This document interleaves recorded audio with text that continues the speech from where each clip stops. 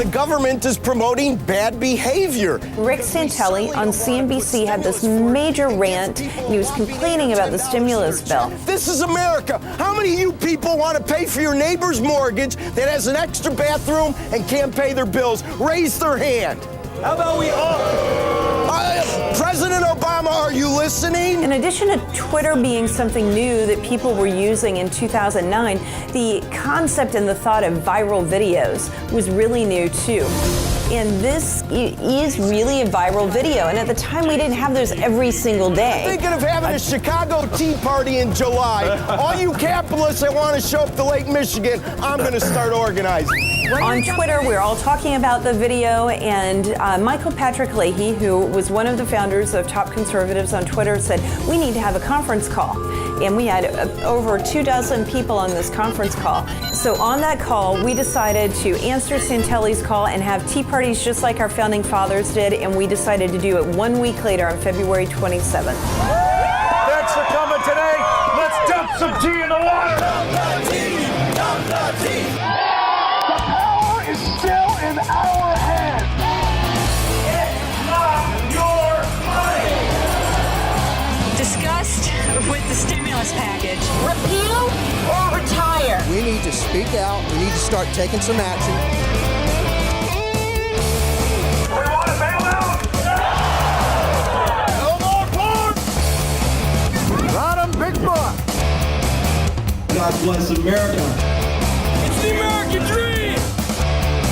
What you're doing is important. You're exercising your right as an American. Enough is enough. If you find a socialist, kick him out of office. As it turned out, we had nearly 50 tea parties. We had over 30,000 people attend. All of this in less than 5 business days. We're in the right. We won't wreck. To the Stop Socialism and Embrace Freedom rally. You all ready for a great show? Well, my name is Tom Atkins. I'm your MC today. If you don't know who I am, anybody ever here see a TV show called Tommy's Garage? That's our show. We're the only conservative comedy show in America, and pretty soon we're going to be all over the country. Just look up Tommy's Garage right on Google. It'll tell you everywhere to go to see us. And also you can find us on Nudu TV. So if you want to laugh at liberals, which is what we're going to do all day today, come to Tommy's Garage. So welcome to the rally, folks. Before we get started, I think we need 3 things. An invocation from a pastor, Pledge of Allegiance, and the national anthem. That sound good? Well, let's start with that invocation.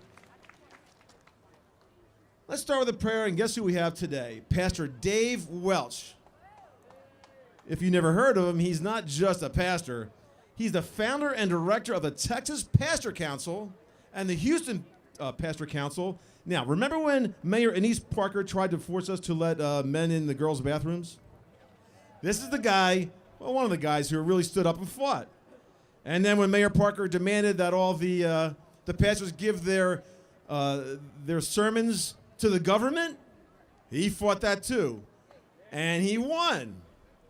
So before we even get started, this is a Stop Socialism event, and we need warriors to stop socialism. We're starting this with a pastor who is a warrior against socialism. Who ever heard of that? Let's give a great Texas welcome to Pastor Dave Welch.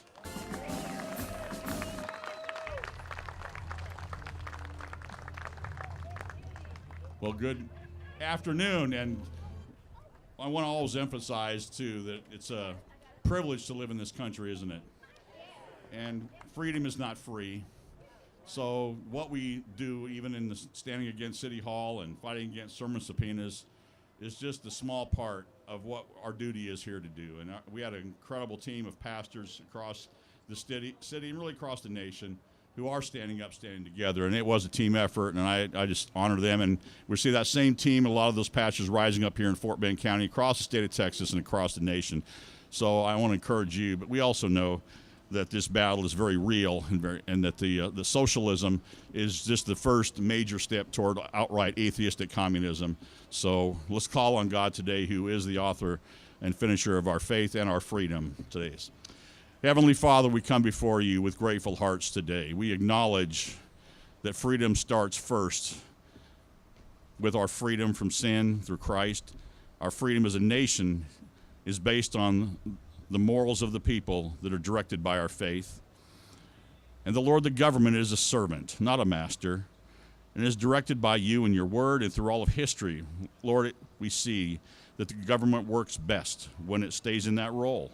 Lord, we pray for your guidance and your wisdom in our land today. We desperately need your mighty hand to work across every line that we lift up by race, by color, by creed, by geography, to transcend all of those, Lord, to unite people, first of all and foremost, to be lovers of our God, and Lord, that we will love our freedom, therefore, so much that we also today are willing to give our lives, our freedom, the full measure of devotion, and those that follow in the trail of our founding fathers and the Patriots and the ancestors of our faith, Lord. So we dedicate this time to you.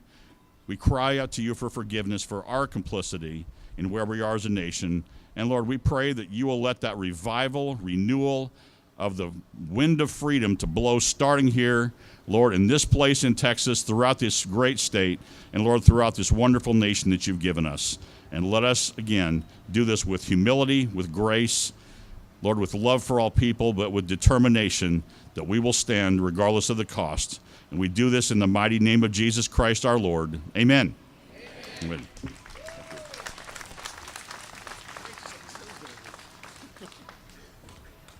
Well, thanks so much, Pastor Welsh. You know, we can always use a little bit of help from heaven, right? A little bit, maybe a lot, I don't know. Well, how about a Pledge of Allegiance? Well, I'll tell you what. There's all sorts of people behind the scenes at a show like this who make this event happen. And this might be a perfect opportunity to meet one of them. How about a Pledge of Allegiance from an immigrant who did it the right way and became very successful in this country? An immigrant who loves this country.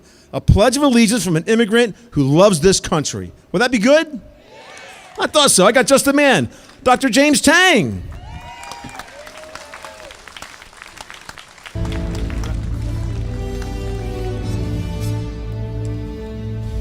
Okay. Please join me in the pledge to the United States flag.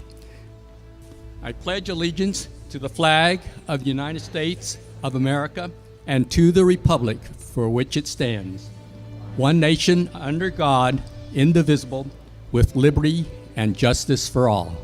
Thank you. And next, our pledge to the Texas flag. Honor the Texas flag. I pledge allegiance to thee, Texas, one state, under God, one and indivisible. Thank you. You may be seated. Great. That's great. Thanks, Dr. Tang. That was excellent. How many times have you heard the Texas Pledge of Allegiance? Well, I come from New Jersey. There's no New Jersey Pledge of Allegiance, let me tell you. I think it's about time we heard a national anthem. What do you say?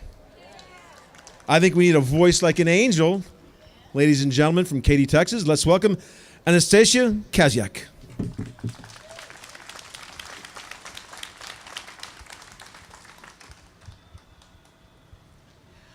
Oh, say, can you see by the dawn's early light what so proudly we hailed at the twilight's last gleaming, whose broad stripes and bright stars through the perilous fight o'er the ramparts we watched were so gallantly streaming, and the rockets' red glare, the bombs bursting in air, gave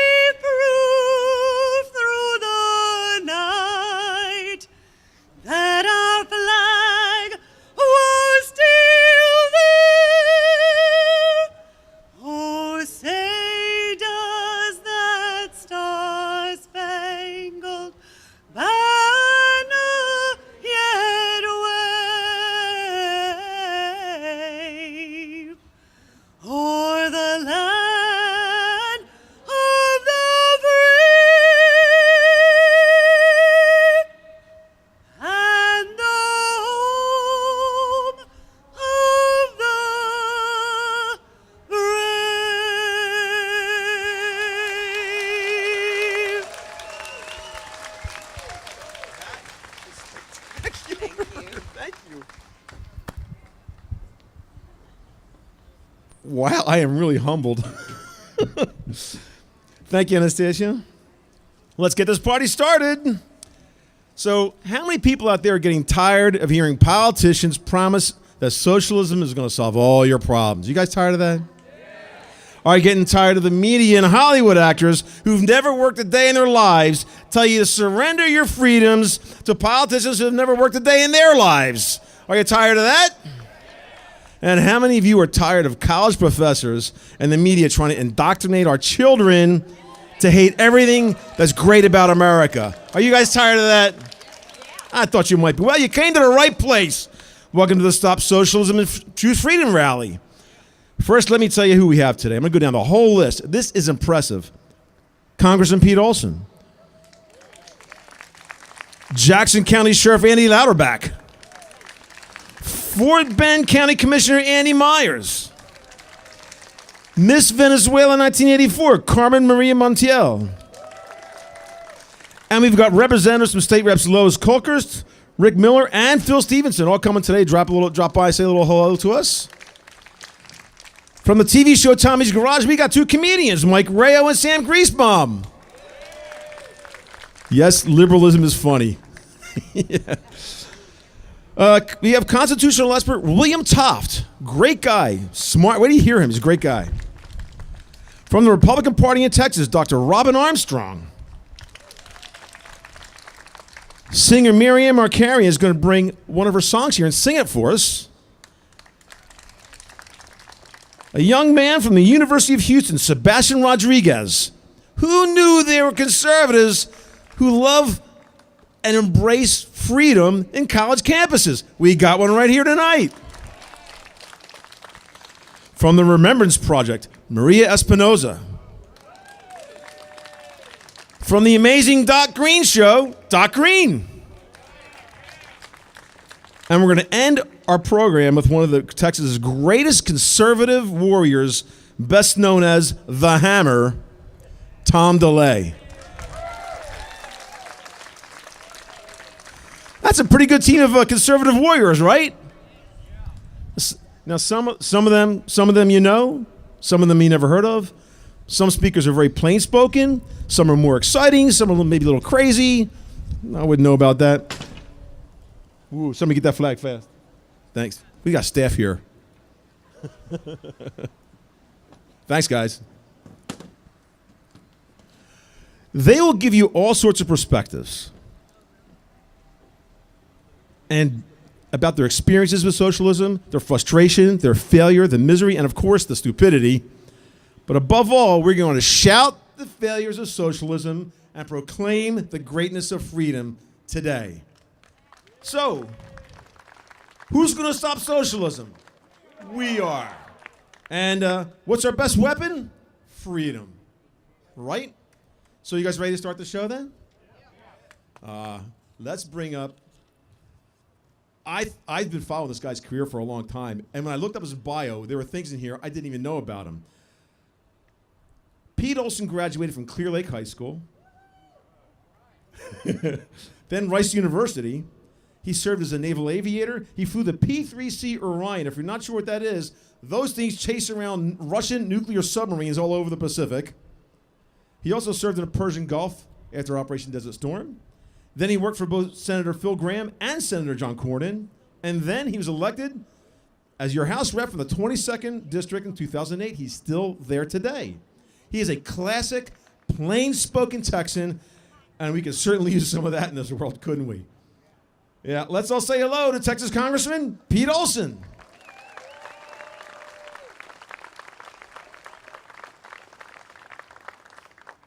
What a great afternoon!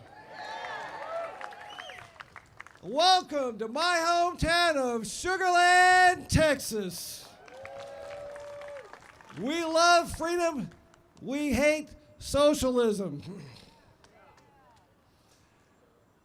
This war, it's not a debate, it's a war, is all about, do you believe in our Constitution? I want to start by saying one sacred, sacred pledge.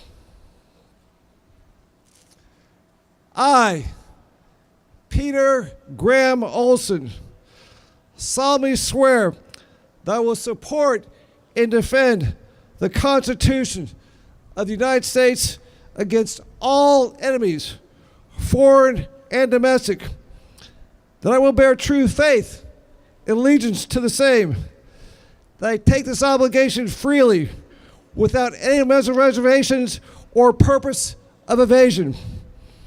I will well and faithfully discharge the duties of the office I'm about to enter, so help me God.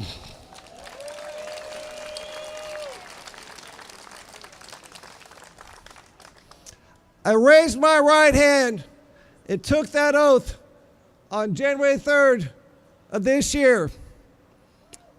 I did the same thing on January 3rd of 2017, 2015, 2013, 2011, and 2009. I took that oath after I lost all my hair at boot camp, started to be a naval officer, got a promotion, ensign, took the same oath, lieutenant junior grade, lieutenant commander, the same oath. We're here because there is a disturbing trend in America about our Constitution and that sacred oath. Liberals want more government in our lives. They want to expand the reach of the foreign government and all governments to our families, our businesses, and our churches. This is called socialism. Now, Bernie Sanders is a proud socialist. Boo! But my friends, how close did we come to having a socialist in the White House? Except for the Democrats mucking around and giving Mrs. Clinton favoritism over and over and over, he might have been their nominee. Now, Donald Trump would have destroyed him, like Mrs. Clinton. But still, the fact is, they're so far left that right now, a socialist is in charge of their national party. This socialist has proposed Medicare for all. Well, here's a response from a bastion for conservatives, the New York Times. The Times said Medicare for all will take away all private insurance from your employers. Half the American people will have the insurance taken away by Medicare for all. There'll be a tax on people on Medicaid. People in need will have a tax under Medicare for all. How about the cost? Mercatus Center, just south of $40 trillion. Mr. Sanders says, oh, that's way too high, way too high. It's only $13 trillion.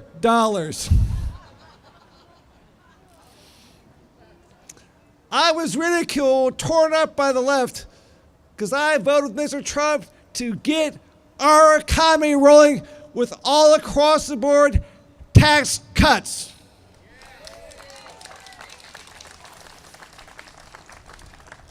The score was somewhere between $1.3 to $1.5 trillion over 10 years.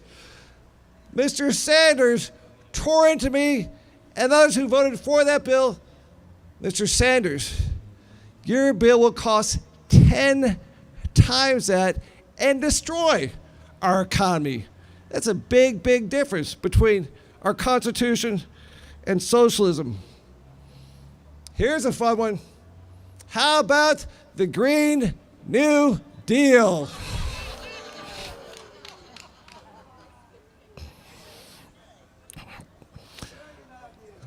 Hard to talk about that without smiling and laughing, but this thing is serious. 100 Democrats in my house, our house, support this crazy, crazy, crazy bill. Medicare for all, $40 trillion over 10 years. This $100 trillion over 10 years.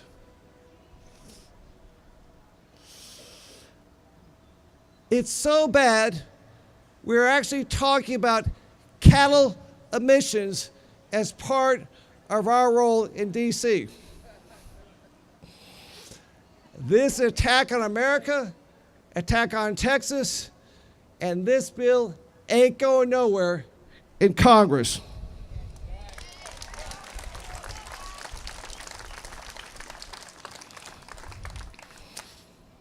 And I'll close with some points about hypocrites in Washington, D.C. My new speaker is a woman from California named Nancy Pelosi. Boo.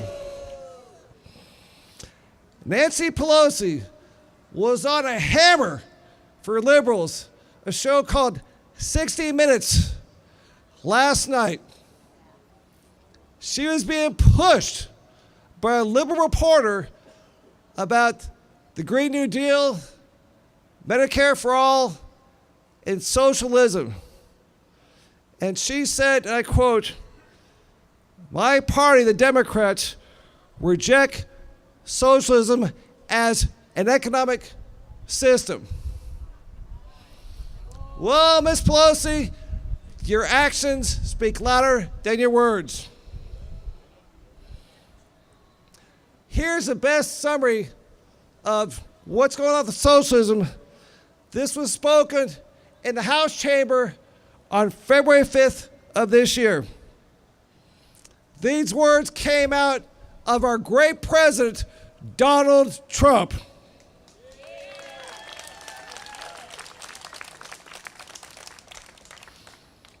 He loves to fight. Looked right over at Nancy Pelosi and said, "We are born free. And we will stay free." Today, we renew the resolve that America will never be a socialist country. Thank you all for coming and supporting America and our Constitution. God bless.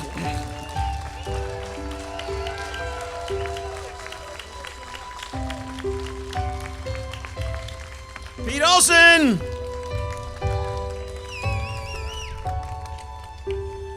All right.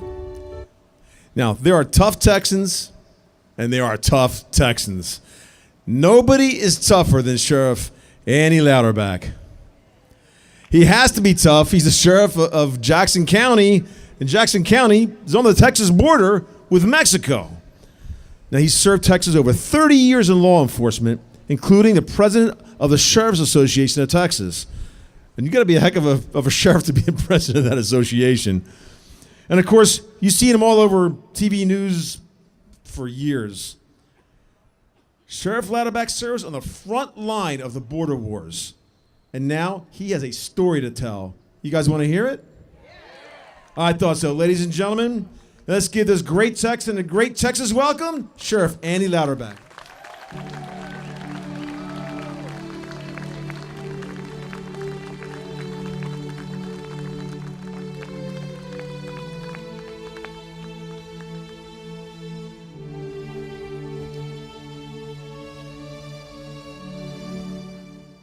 Hey, Texas. Good to be here today. I want to point out some folks right quick that deserve a tremendous round of applause for the work that they've done to put this together.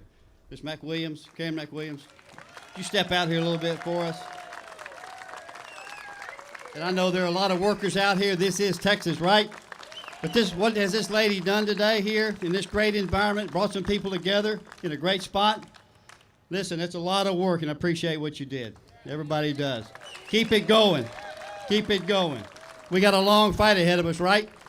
We absolutely do. Understand that. I want to point out my vets today. Where are my vets? Where are my veterans?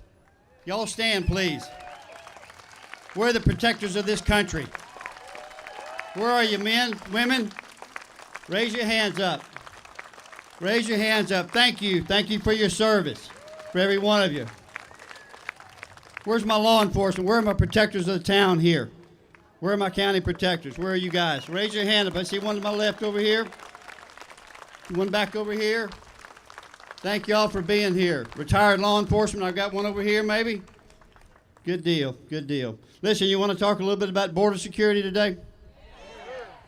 Here's a couple of things that really bother me about this whole situation.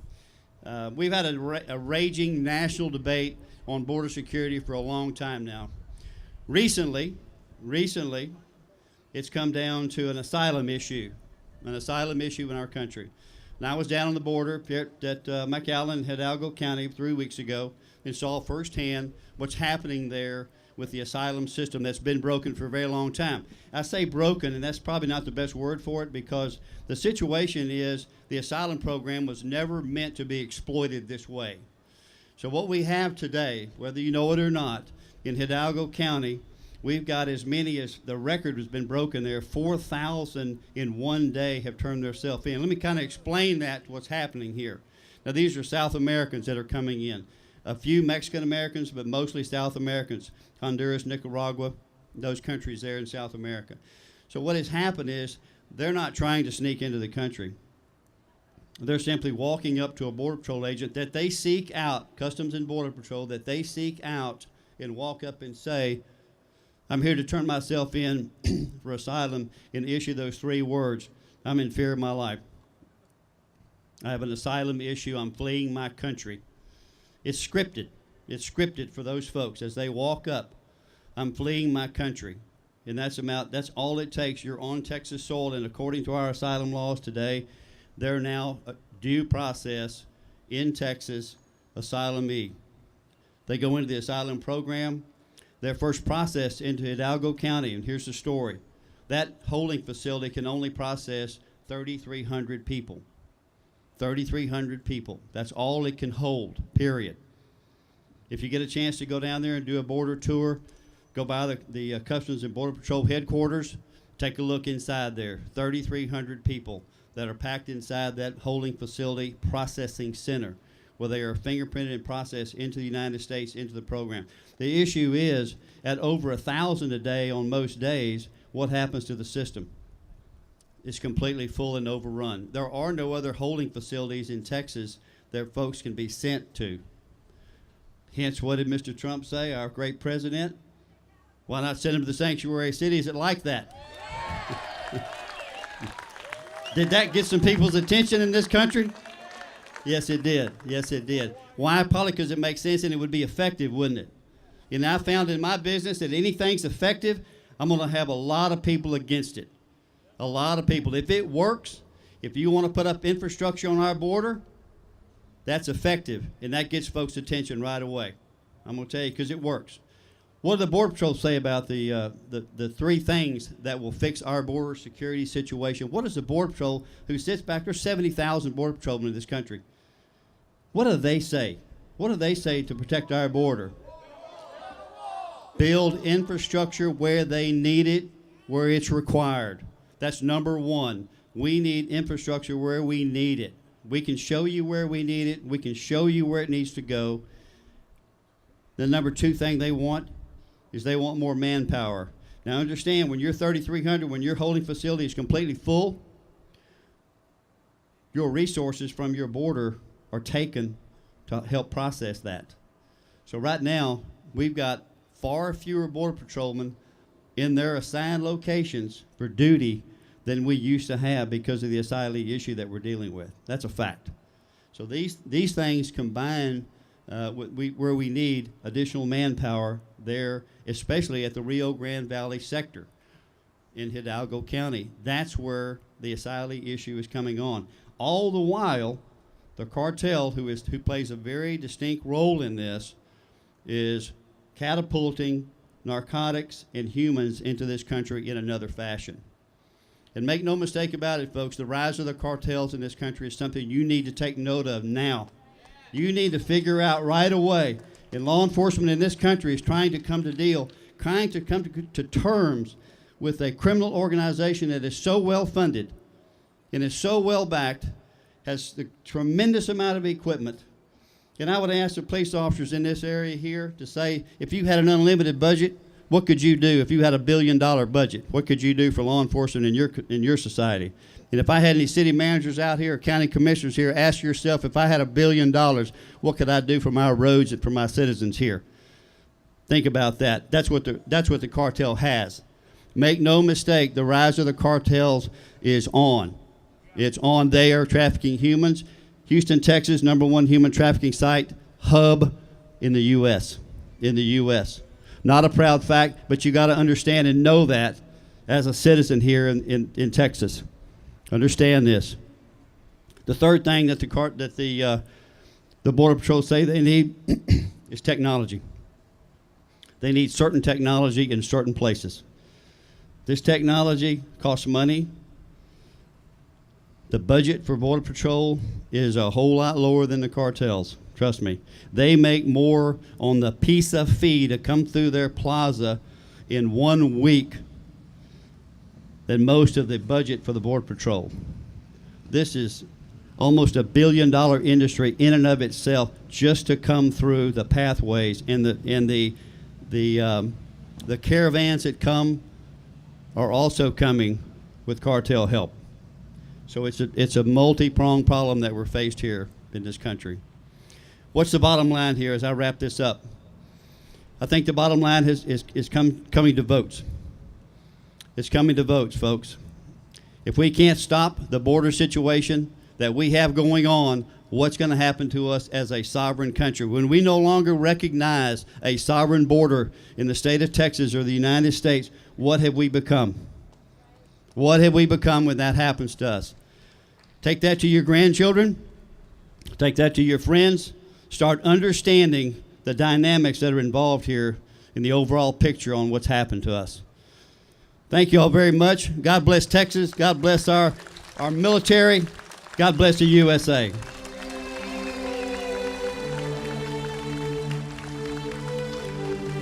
Sheriff Andy Louderback, people! That was great, wasn't it? There's a guy who's right there on the front lines. Now, look, usually, though, we think of socialism in big terms, right? The Soviet Union, China, Cuba, Venezuela. But sometimes the story of socialism is best told on a local level. And we got just the guy to do it. Andy Myers is the commissioner of Precinct 3. That's Fort Bend County. Anybody from Fort Bend? Ooh, I see a lot of people here. He's a 40-year political activist. He started with Ronald Reagan and some guy named Tom DeLay. You might have heard of him once or twice. He's elected commissioner in 1996. He served 23 years so far as commissioner. He studied real estate, finance, has a master's degree in economics, and he's not a bartender from Brooklyn. So, you know. Today, he's going to tell you a story about socialism and a little road in Fort Bend County. Ladies and gentlemen, Fort Bend County Commissioner, Andy Myers.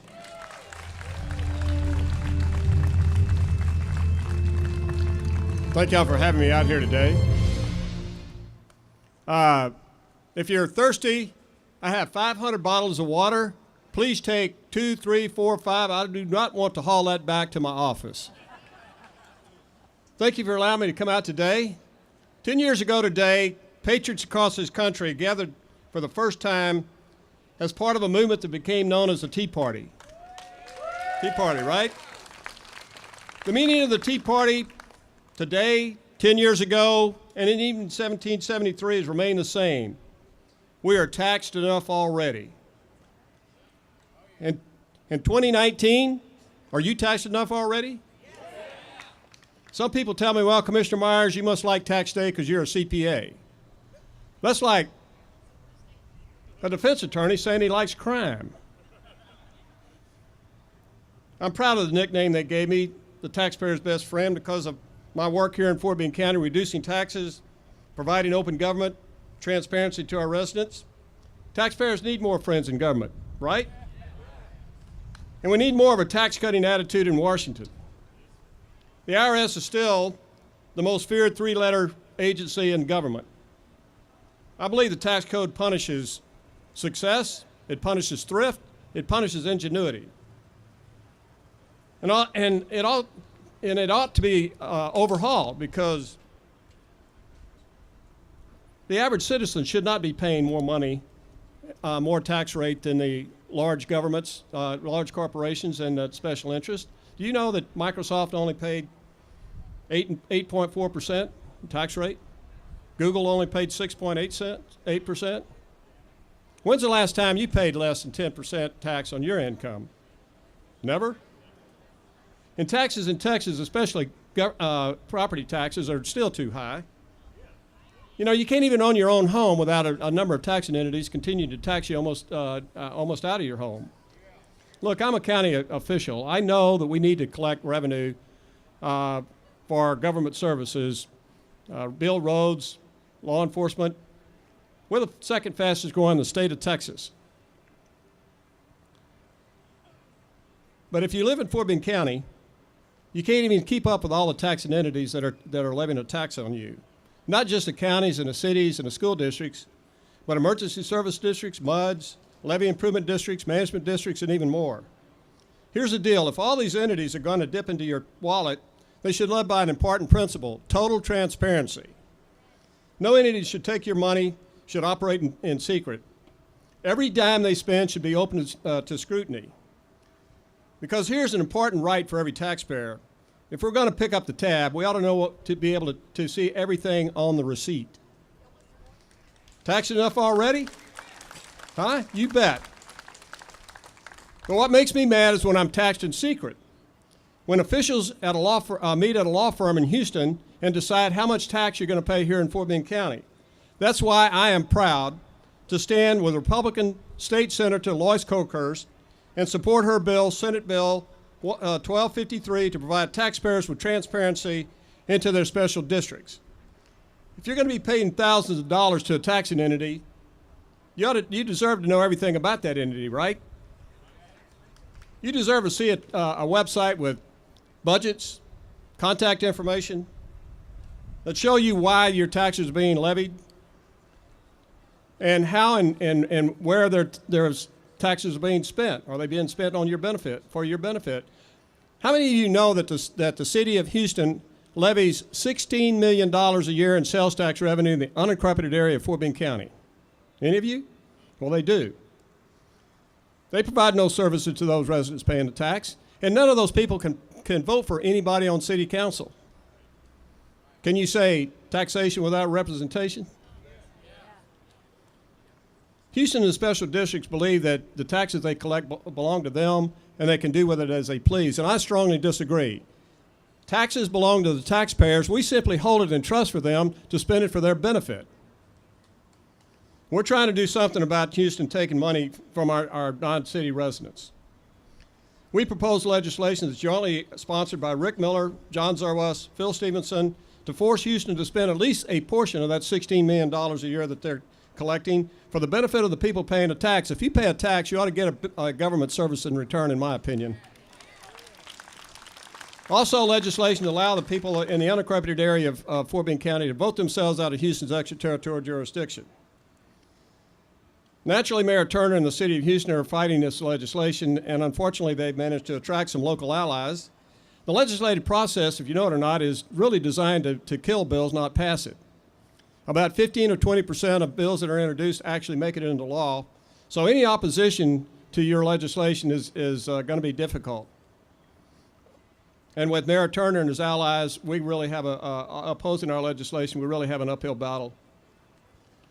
But we're not going to stop fighting for our taxpayers here in this county. And then did you know that several real estate developers are collecting millions of dollars in sales taxes of your money, just like the city of Houston is doing in the unaccredited area? Didn't know that either, did you? Well, they are. And they certainly are not providing any services to the people paying the tax. They simply put the money in their bank account. That's simply wrong. But we've taken action in Precinct 3 to prevent that from happening. Unfortunately, it can still happen in the rest of the county and other counties, but we're fighting that also. One of the reasons that you're overtaxed is, I know this is going to come as a total shock to you, but government wastes your money. Here's an example.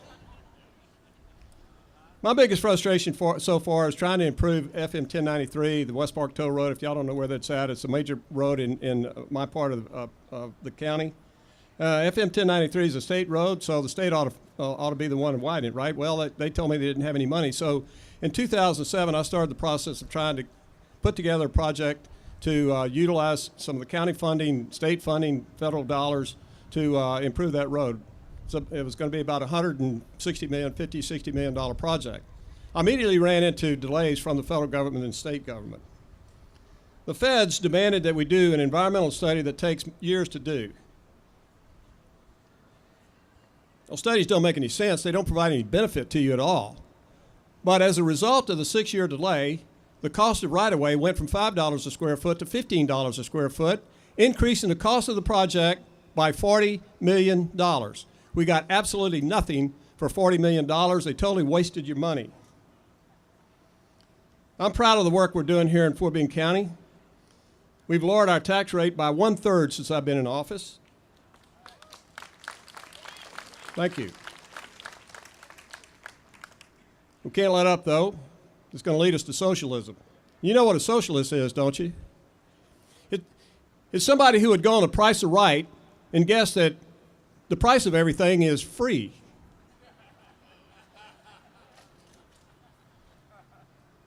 And if you think the deep state is after Donald Trump, you're wrong. They're after you. Donald Trump is simply standing in their way. And if you don't believe me,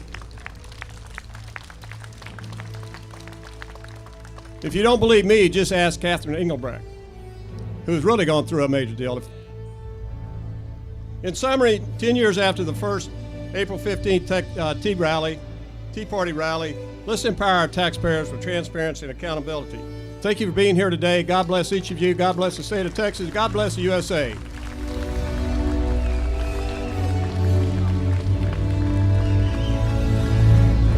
Andy Myers, everybody!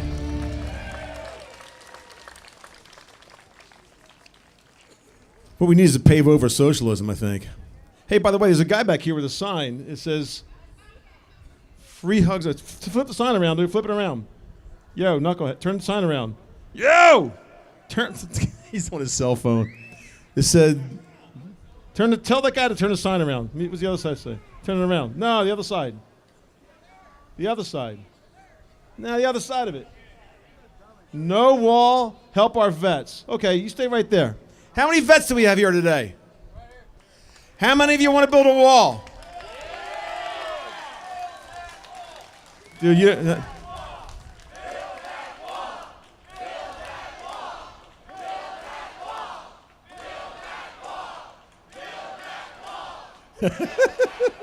He doesn't look too good. That's about, you're outvoted about 137 to 1. That's about what it would be like in a real socialist country, I guess, if you ask the Venezuelans what they think right now about socialism. All right? Look, we know socialism is bad on a local level, and we know Democrat socialists are trying to turn America into a socialist nation. So what happens if they succeed? What happens if Anastasia Ocasio-Cortez gets her way? What happens if Bernie Sanders gets elected president? Let's meet someone who knows exactly what happens. Carmen Maria Montiel was born in Venezuela. She was Miss Venezuela 1984. She's been a journalist, a TV host, and a mom. But she's also a powerful political activist against socialism. And I think she might be the perfect person to talk to this guy back here. But she might also be the perfect person to warn us about socialism. Everyone, let's welcome Carmen Maria Montiel.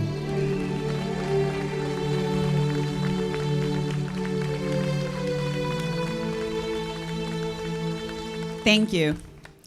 Yes, as he said, I was born and raised in Venezuela, and I came to United States to college when I was 23 years old. And I'm going to tell you something. I was born and grew up in paradise. Venezuela is in the tropics. We have the largest Caribbean coast. We had at the time the most stable democracy in the region. We were and still are filthy rich.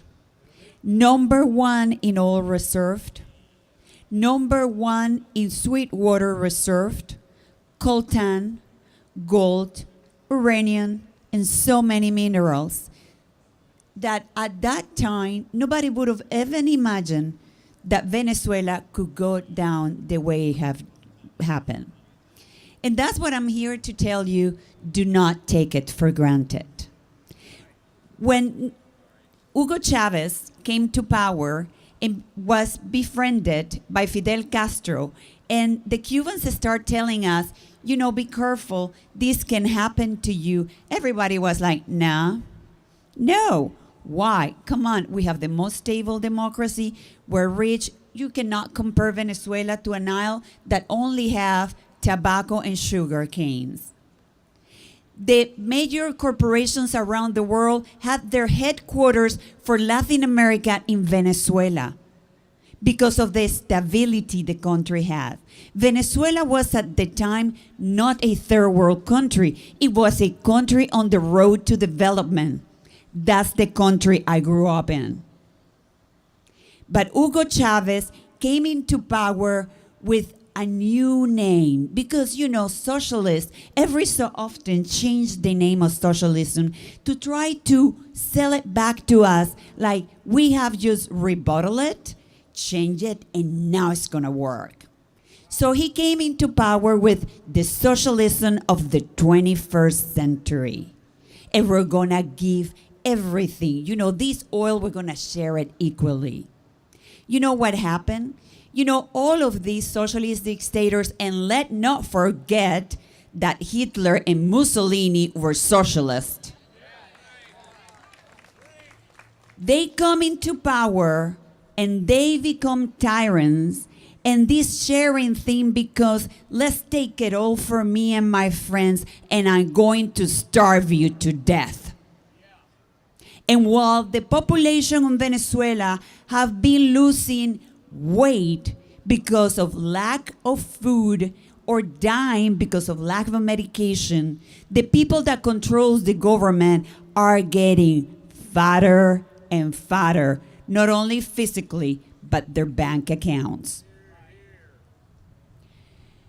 Venezuela nowadays, in the last few weeks, the country went with 5 days of no electricity at all. At the time, we have it sporadically, few hours, thank you, here and there. At some point, they are expecting that the electricity is just gonna go completely. People are dying at the hospitals. If you are able to find food, it'll go rotten. So I wanted to tell you, as an American that I am, because I came to this country legally. I love this country. I came in 1988 and I became a U.S. citizen in 2002. I went through a long process. Took me time, sacrifice, and money. But I love this country. And one thing that the Democrat socialists don't have, they don't love this country. You would think that when Obama left, this was solved. No, our Congress and our government is being infiltrated by the socialists.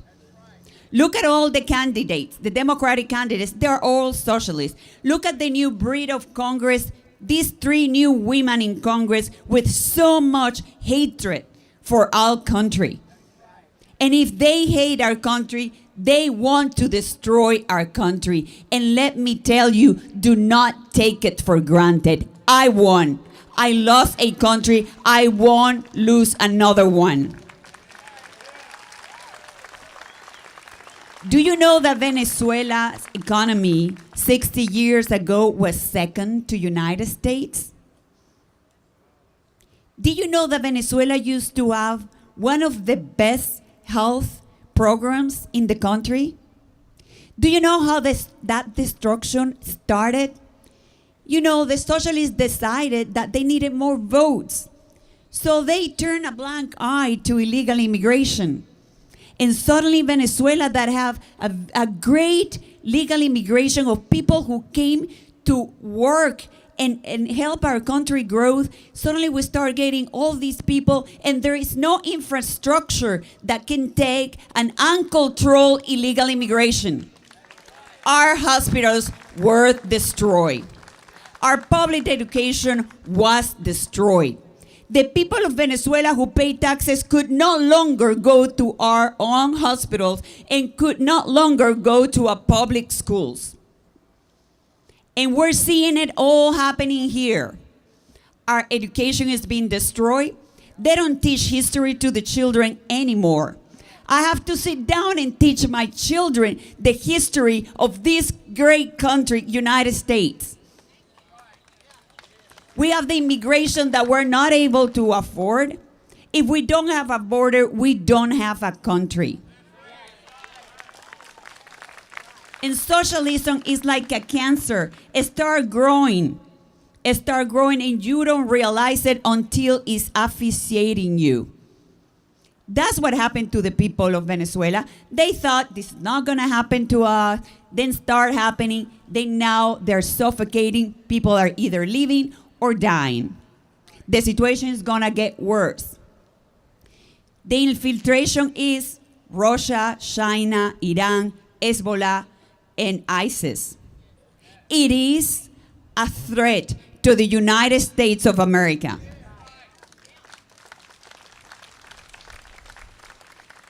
All the candidates in the Democratic Party right now, they're all socialists. They're trying to sell us, the Democrat socialists, that this is something new. At some point, we ran out of money, other people's money. There is no way that things can be for free. It is impossible, especially because the socialism always end up in a form of crime, like it happened with Venezuela. They didn't know how to run things because, you know, socialism, let me grab your company. We're going to do it better. We're going to give it to the people. People don't know how to run it. You know, we're going to run it. So everything starts closing down. The country has no longer production, can no longer self-product for the benefit of their own people.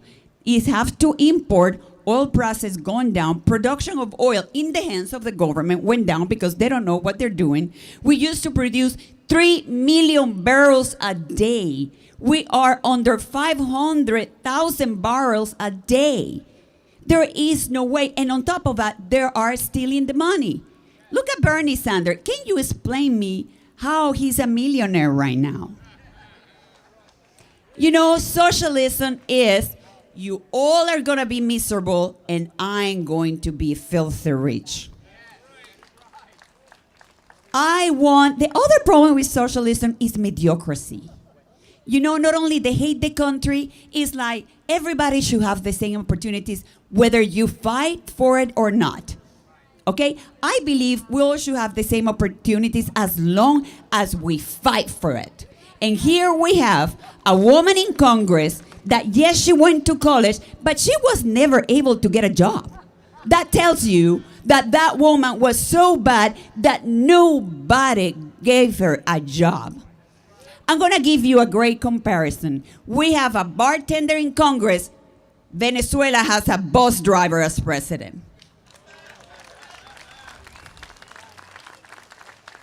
And let's not talk about the other two. I call them the new breed of Democrats in Congress. If we keep on going down this mediocrity, that's what they want to take us. That's where they're taking away education in history. So this country is not anymore the greatest country on the earth, but a country full of mediocre people running our country. And we don't want that to happen.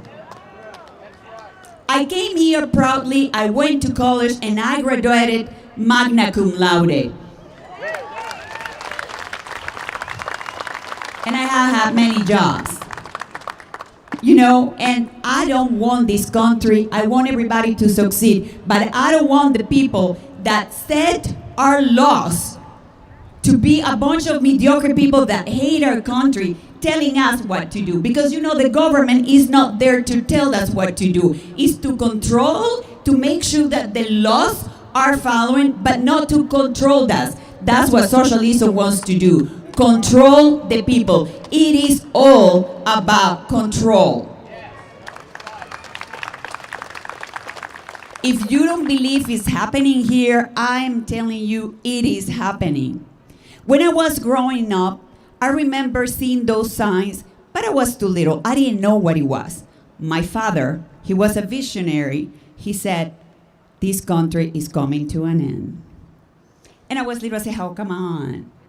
Now I'm seeing all the signs here in my new country, and I recognize it, and I don't want to happen. We need to get out, we need to fight, and I'm telling you all, we all need to get involved. Every position, in the schools, in the city, run for whatever position, because the Democrats are very good about it. They run in everything. They have people to run for everything, and they are all the bosses. So I'm telling you, this is the last paradise on earth. Let's protect it. Thank you.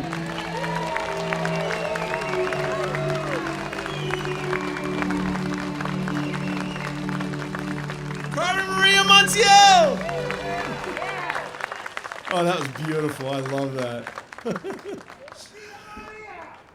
Hey, I heard there's a couple protesters around here. Quick, somebody get him a job application. Am I being mean? So what?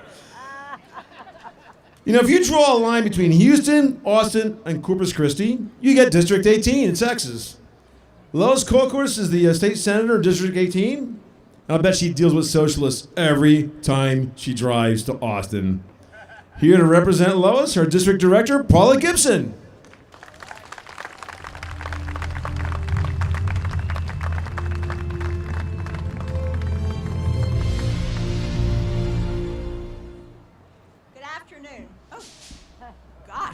I guess I'm the only short person here. It's okay, I'm used to having to pull the mic down. God, it's good. Thank you. Yeah. There we go. We've got it. Again, good afternoon. I am Paula Gibson, and I'm the district director for your senator, Senator Lois W. Colcourse, senator for District 18. Thank you. Thank you. I'll tell her that you clapped. The senator couldn't be here today because she is on her way to Austin. They are in session. As you know, they've been there since the 1st of January, and she will be there until the end of May. But I talked to her this morning while she was traveling to Austin.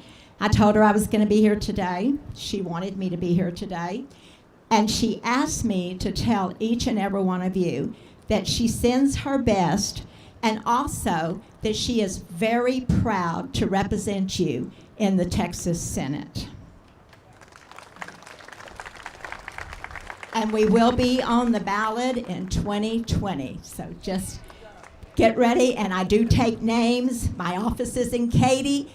We're ready to sign you up to start working already. So, the senator's been working hard, and she has co-authored and authored several really great bills and issues that are very important to her. Already you heard from Commissioner Myers, and he told you about a bill that they worked on together. Well, I would like to tell you about Senate Bill 23. You know what it is. Senate Bill 23 is probably, in my heart, the best bill that's going to come out of this session because it preserves the lives of newborns.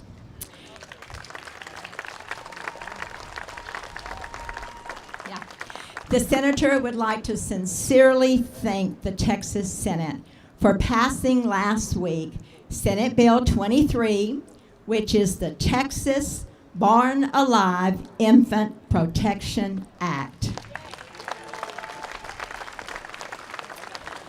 Any baby born in the state of Texas is going to be considered a living human being, and we will care for our most helpless Texans.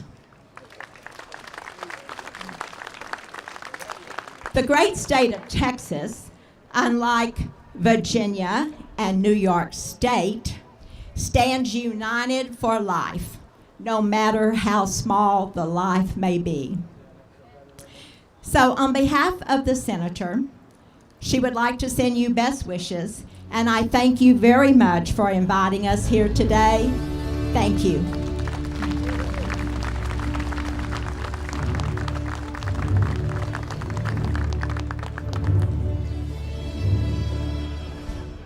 Okay. Doc, you're the Doc Green, everybody. Not only does he have his own radio show, he's also a techie. You're my personal roadie, Doc. You're the best. Thanks, man. Let me ask you something. Is there something special about people who are born and raised in Texas? I think so. I'm from New Jersey, and I can tell you the best part of New Jersey is watching it disappear in my rearview mirror driving to Texas. There is something very special about Texas. There's something very special about the people who are born here and have lived here and lived their lives here. So, how do you guys like to meet a genuine, born and raised Texan? You want to? How about a Texan who practices as a doctor? Right here in Houston, right? How about a practicing doctor who represents Texas on the Republican National Committee? Yeah. Who just got appointed to the Finance Commission by Governor Abbott. That sounds pretty impressive, doesn't it? This guy's done more stuff, he's half my age, he's done more things than I have. I'm impressed. Ladies and gentlemen, let's say hello to a pretty impressive Texan, Dr. Robin Armstrong.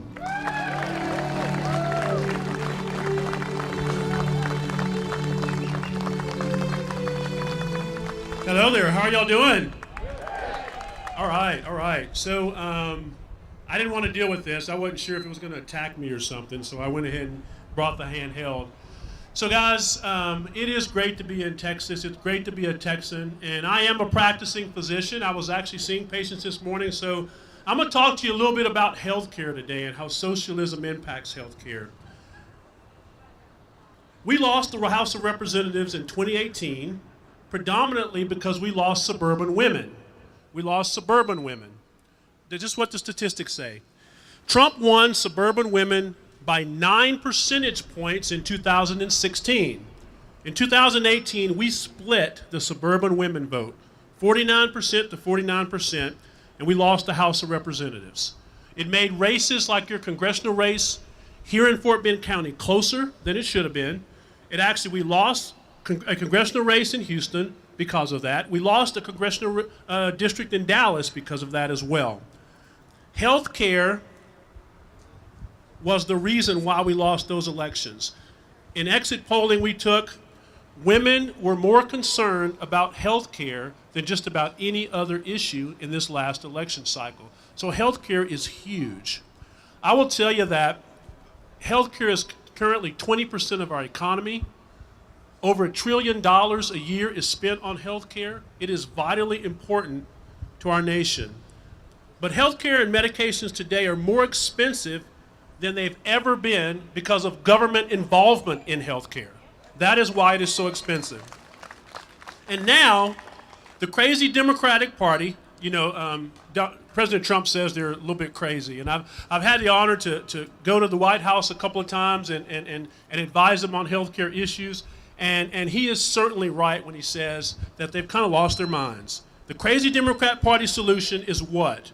Since government is the problem in health care, the crazy Democrat Party, their solution is a complete government takeover of health care and to socialize the system. That's their solution to it. That is called socialized health care, and that will not work for our nation. And how do I know that it won't work for our nation? Because it's never worked for any country with the population and size of ours. It's never worked for any nation. Just like the young lady talked about in Venezuela, socialism has never worked. They try to make it sound good by calling it Medicare for all. They try to make it sound good by calling it universal health care. Let me tell you what Medicare for all means. It means no health care for our seniors, because Medicare for all means rationed health care, and rationed care means the government needs seniors to die. That is what the bureaucracy says, because they will find a way to ration that health care. Socialized Medicare will require that seniors not get the care that they need. It will require that seniors not get the care that they need. Do you know that in England that you are not dialyzed after the age of 65 years? Do you know that there's a lot of health care that you will not get as a senior if you live in a lot of these countries that the Democrats want us to try to copy? Socialized medicine and Medicare for all means no health care for our seniors. Socialized medicine means that the government will control 20% of our economy. And this is about money. Make no mistake about it. It's about money and it's about control. And if they can control 20% of our economy, and if they can control 1/5 of our economy, do you know that the budget today for health care is larger than the budget for the Defense Department? Do you know that that number is growing exponentially and will grow exponentially, will continue to grow?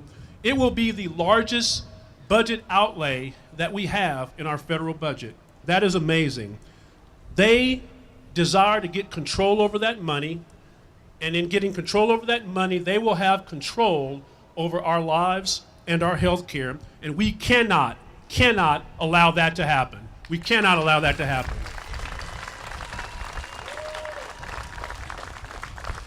Socialism, socialized medicine, Medicare for all, universal health care is immoral.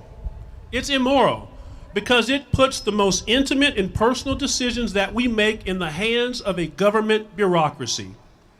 And the government bureaucracy would just as well see you dead rather than spend money.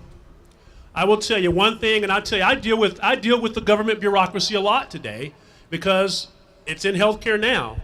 I will tell you that the government bureaucracy is cold, it is unfeeling, it is uncaring, it does not care about anyone. All it cares about is the bottom line.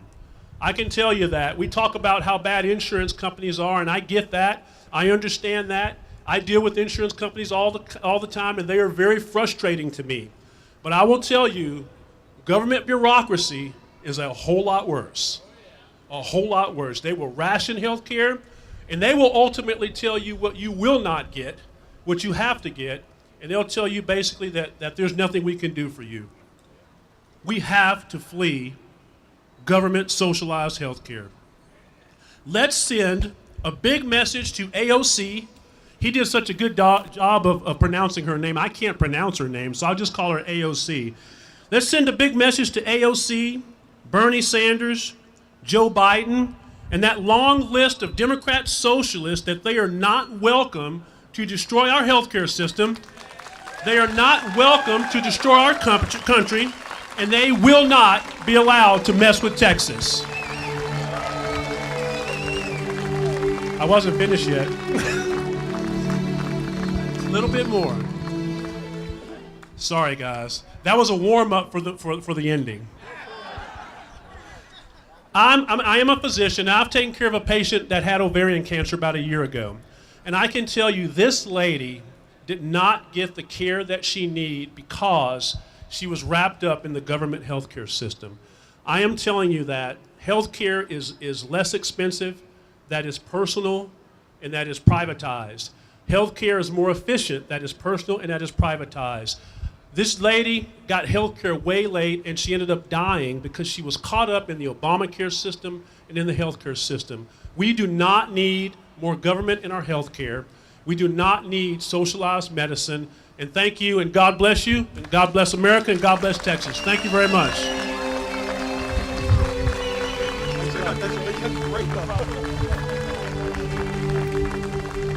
Dr. Robin Armstrong, folks.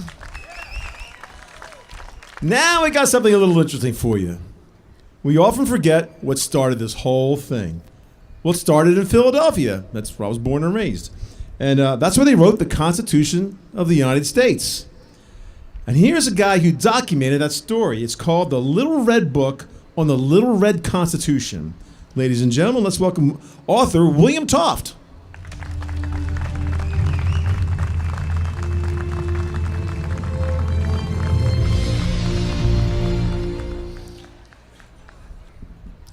In 1787, 55 men assembled for about 100 days to establish the first written constitution in history.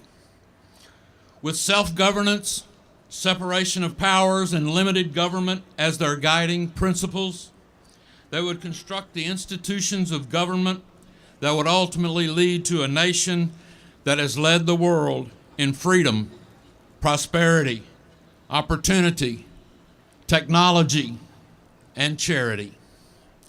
These men would amass over 30,000 man-hours of debate, deliberation, and prayer.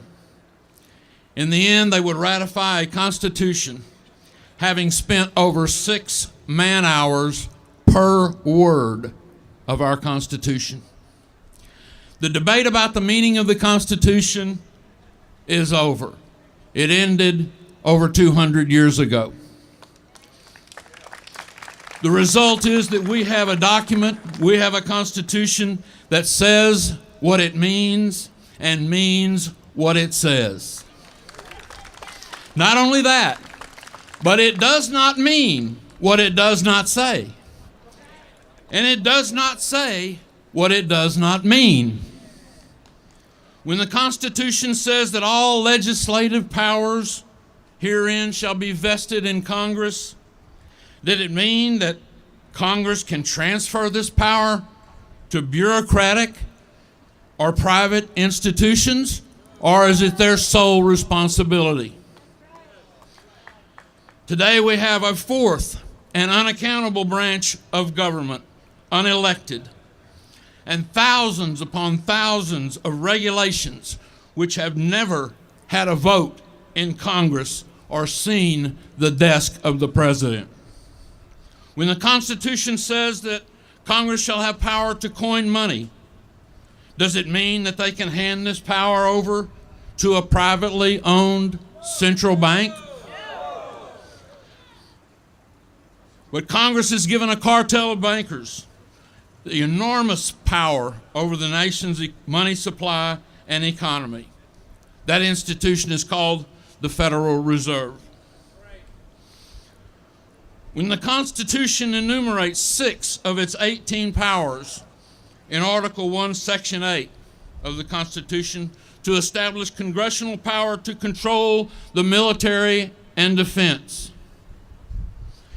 and declare war, does this mean they can give the President and the Department of Defense the power to place the nation in a state of war at their whim? Now it's 2019. We have over $22 trillion in national debt.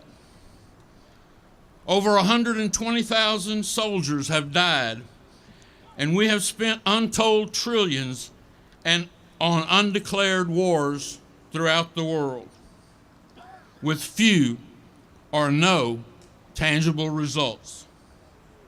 Congress has opened a floodgate of laws that violate the 10th Amendment and the Interstate Commerce Clause. We have replaced the 3 branches of government authorized by the Constitution with the King George of our time. We have replaced the 3 branches of government with a 3-headed monster, namely the bureaucratic state, the military-industrial complex, and the Federal Reserve. We need to have an Article 5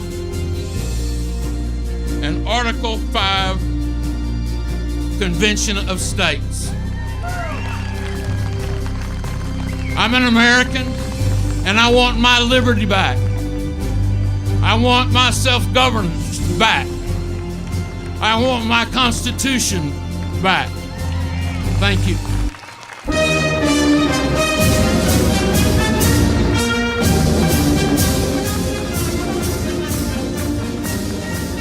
William Toft, I love that.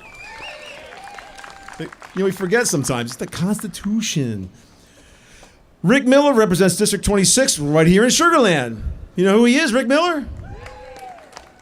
Well, he does battle in Austin for us every day, and he's pretty tired. No, just kidding. He can't be here today, but here to represent Rick, Wendy Lojo.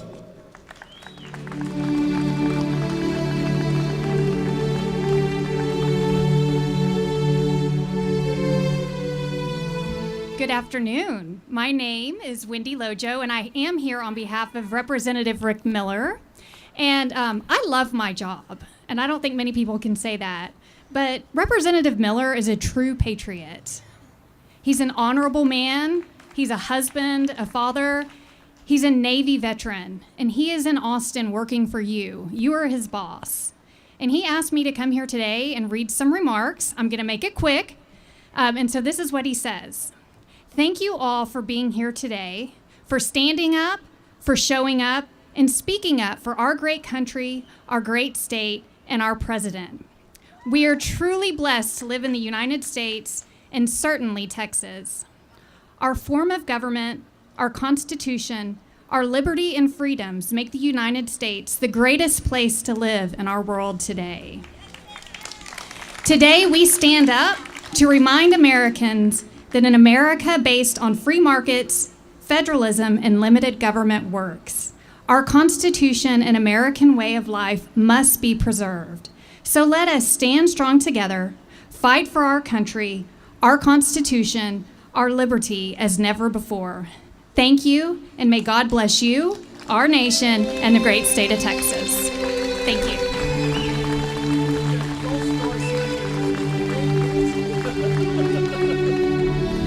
Wendy Lojo. I didn't know she was his daughter. Now I feel like a knucklehead. Hey, somebody a few speakers ago talked about Anastasia Cortez. I don't know if you guys saw this. It was on CNN. Somebody asked her if she was too young to serve in Congress, and she said, "Why not? I'm this many." That's too easy. I like that. Our next guest has been a comedian for almost 40 years. He's originally from New York, so don't get him mad. He's toured extensively through the East Coast before eventually settling here in Texas, and now he tours all over Texas and beyond. He's all over the place.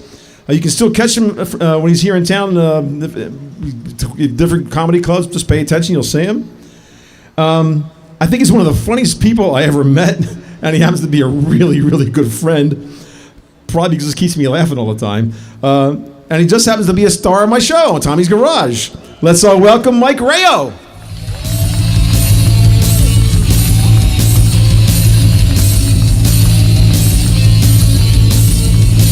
Hey, everybody! Hello, Sugarland. 60 years old. I just saw it on the sign. That's fantastic. That's fantastic. I was late getting here. They were supposed to go on sooner. I'm sorry. I got pulled over by the police. They're over there. It was for my own safety. They said I was wearing a white shirt, and they thought my airbag went off. So that's profiling, by the way, officer, and that's wrong. Fat lives matter. All right. Every candidate I've just noticed, I've observed, I do a lot, I perform a lot on the border. He's pointing at me. Okay. Apparently the lens isn't wide enough to fit me in. Appreciate that. So, look, never in all my 30 years as a stand-up comic have I been so excited about the Democratic field of candidates. Let's go over a few of the highlights so far. Let's start with look at the screen there. Bernie Sanders. No, Bernie Sanders, Nigel. Okay, that's pretty close. Free chicken for everyone. No, Bernie Sanders. There we go. I love Bernie Sanders. First of all, look at this guy. Who would vote for a guy that combs his hair with a balloon? He's 77 years old. He'll be almost 80 if he wins the presidency, and he didn't look a day over dead. Bernie, of course, you've heard a lot of people. He wants Medicare for all. I don't want Medicare for all. I don't want my health care rationed. I don't know about you, but when I feel the burn, I don't want to wait 6 months to go to your urologist.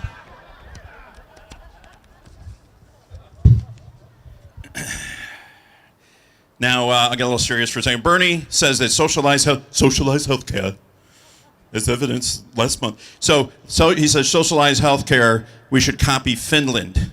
He said this in March, early March, March 3rd. He said Finland is the model for socialized health care. And then 2 weeks later, the entire government of Finland resigned.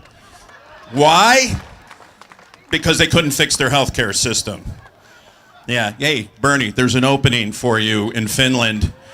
Please go with our blessing.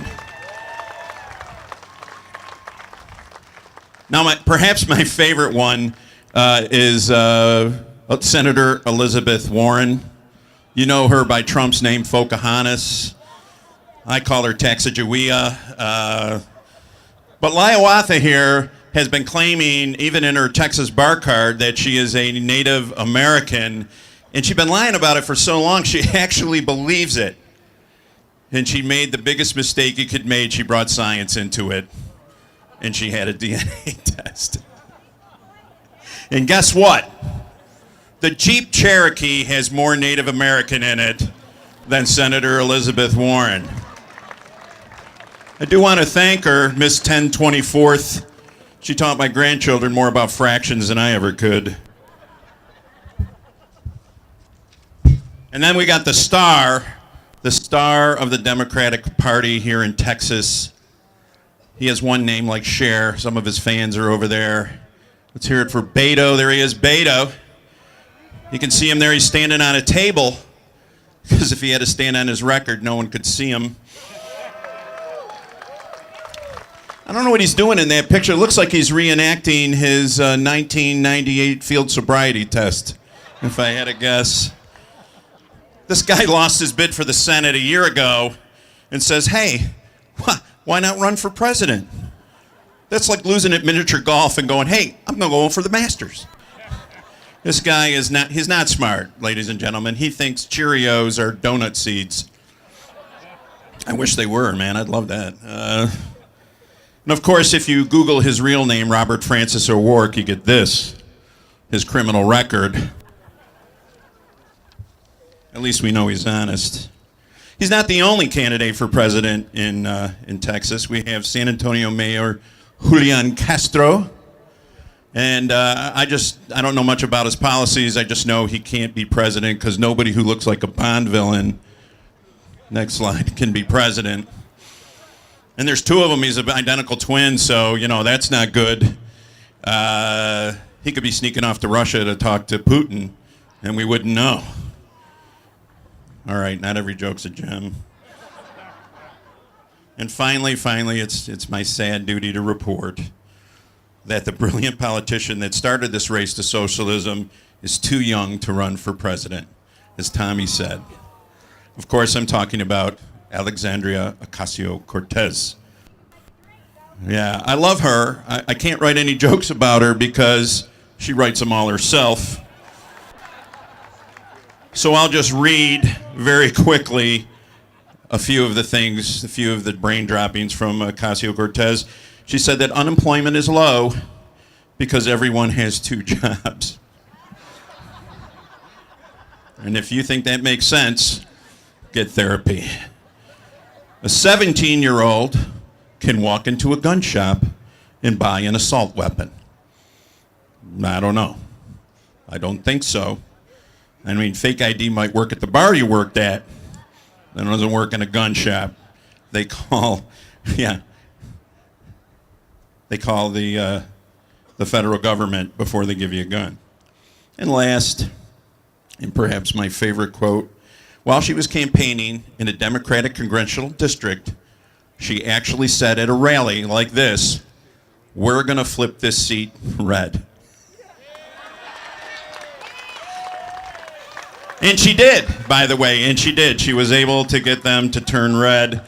So thank you for that. It worked. In closing, on Tommy's Garage, which you should watch us on every streaming platform there is, just download the nudu.tv app on your phone or your Roku or Amazon or any of those things. Or you can watch us live on Nudu TV. That's channel 43, Saturdays and Sunday nights. 46.3, thank you. I'm not good at math either. In closing, Tommy's Garage has this closing short segment that they say, how to fix America. And I've got an answer right here on how to fix America and stop socialism. You know what we should do? We should make today election day. And the requirement is you got to file your taxes and then you can go vote. Does that sound like a good way to fix America? Thank you. My name is Mike Grayo. Thank you.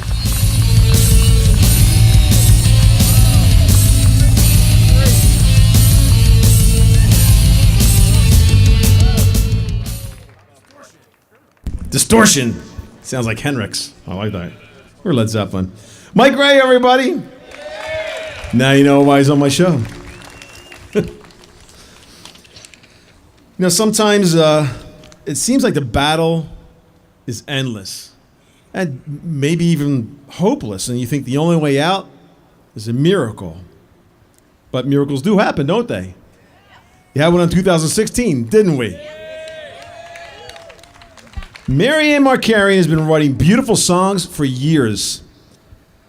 She's a professional Christian singer and a songwriter. One of her newest songs, called Live Grateful, was just on the country charts for 31 weeks and went to #1. Wow. She was recently nominated by the country music industry for the 2019 Breakthrough Artist of the Year.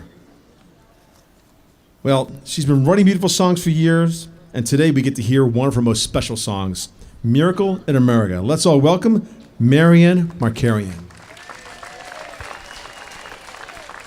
Thank you so much. I am so excited that y'all are here. Are you excited? This is fantastic. Listen, if we will stay together and be united, we are going to take this nation back the way it should be. Do you agree? I wrote this song called Miracle in America, and I hope that you will sing it in your heart with me.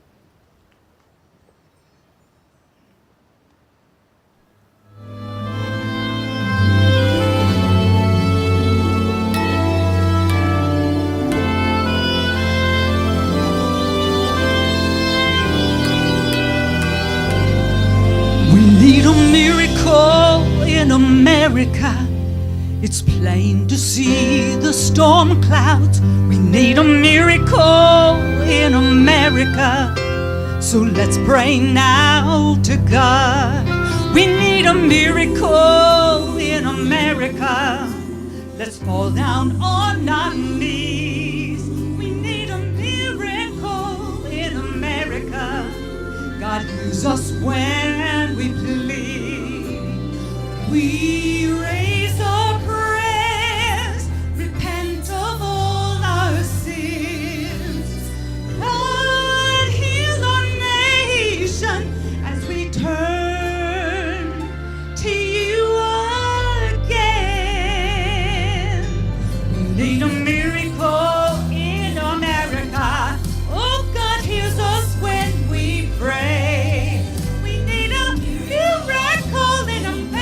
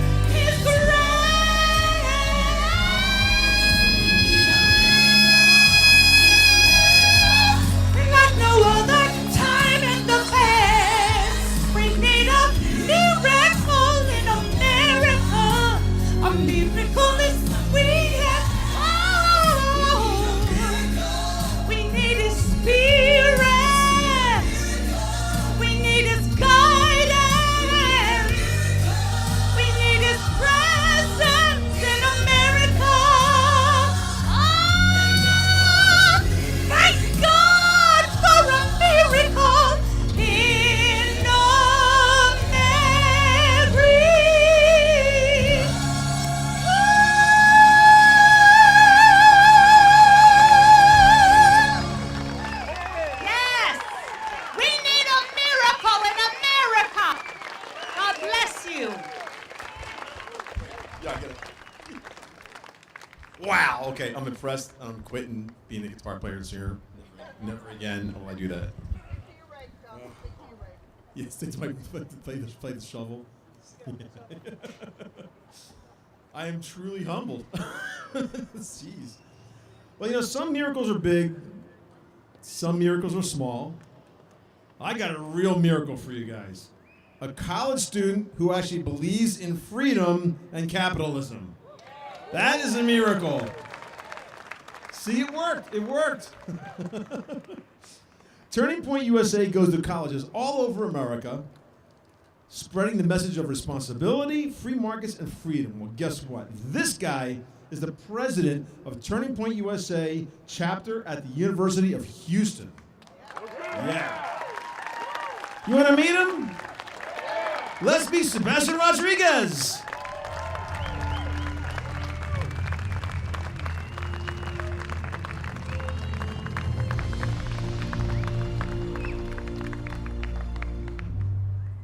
Hey, how y'all doing today? God bless Texas. Every year, more than half of the world's immigrants come to America. That's a fact. And I think that's a fact that us Americans should be extremely proud of.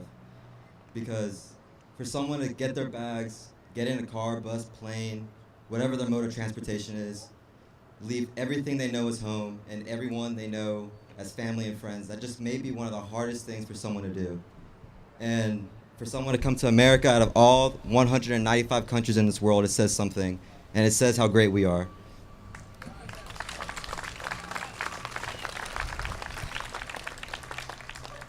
Now, I'm proud to say that that I come from a family of immigrants, but I'm even more proud to say that I'm an American.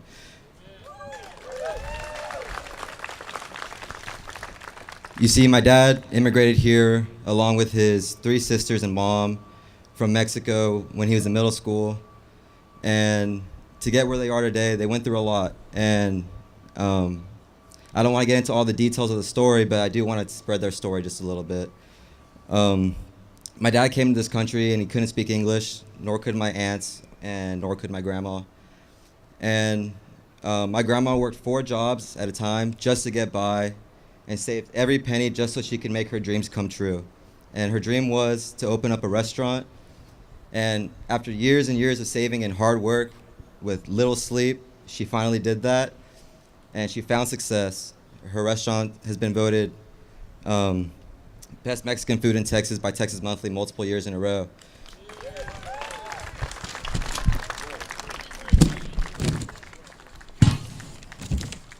So my dad was in high school and my grandma opened up her restaurant. She made her dream come true. So my dad knew that he wanted to go on and pursue his own dreams. So off of self-taught English, he graduated high school, went to college and received his BBA, and then he went to law school. And to do law school or attend law school off of self-taught English is a really big accomplishment because one word could change the whole entire sentence. So props to him.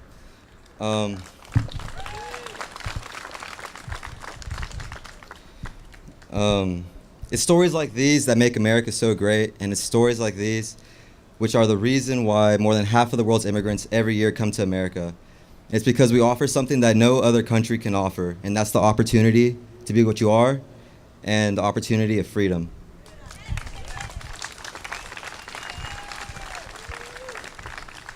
America is one of the only countries in the world where we have a system that allows you to be whatever you want to be.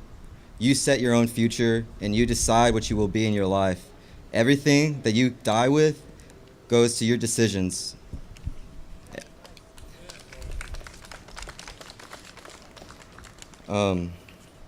America continues to be one of the most powerful, prosperous nations in the world because of capitalism.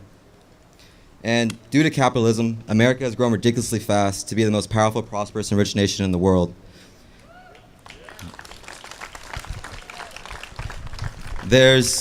America is younger than 250 years old. And there's nations that have thousands and thousands of history behind them, like China, right, or Russia, and they're nowhere near where they could be. And that's because we offer what they don't. and it's capitalism, freedom, and opportunity. And we need to recognize that that is what makes us so great, you know, because we have senators and we have congressmen like Bernie Sanders and AOC and people that say we need to get rid of capitalism, but that's why we are where we are today. That's why we can say and do the things we want to do and be who we want to be. Without it, we wouldn't be where we are. Like, just look at the people who grew our country: Rockefeller, Carnegie, Henry Ford, right? We wouldn't be here without them. And they wouldn't have the opportunity to be what they wanted to be without capitalism. Our country was grown on capitalism and these values, and this is what made our country great.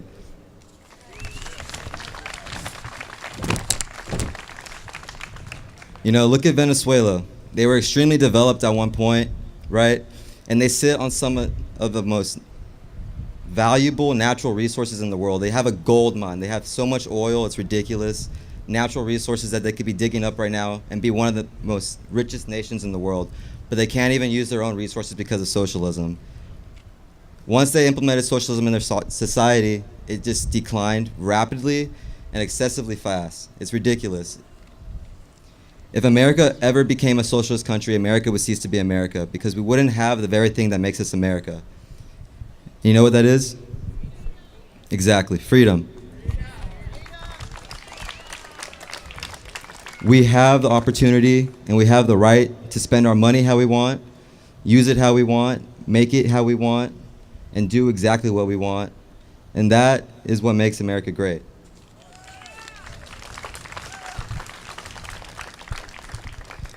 The American dream, capitalism, and hard work are the fundamental values that we must continue to value in our society. Without them, we just wouldn't be where we are. We must fight socialism and do everything to make sure that it never has the opportunity to rot our great nation. We must ensure that socialism never erodes the ideals that make this country great. We must take care and protect our homeland from this rotten ideology, while we allow this beautiful place to continue to grow, prosper, and lead the world in what other countries want so badly, the American dream. Thank you, and God bless America.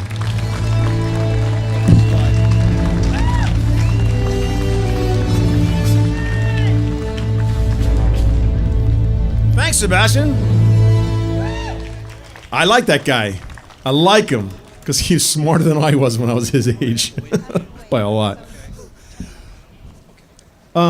Today, Democrats are trying to bring millions of illegal immigrants to America. There's only one reason they're doing this: because they want to turn illegal immigrants into illegal voters. California, 4 million registered illegal aliens. I wonder how many of them voted in the last election. I wonder who they voted for. Pretty much not the guy who told them, "I'm going to send you back." They don't. We pay a cost for this, though. We can cite statistics all day long, but over 4,000 times a year, illegal aliens kill American citizens. It's a stunning statistic, but behind each statistic is a life. But who tells their story, right? Maria Espinoza is a national director and co-founder of the Remembrance Project.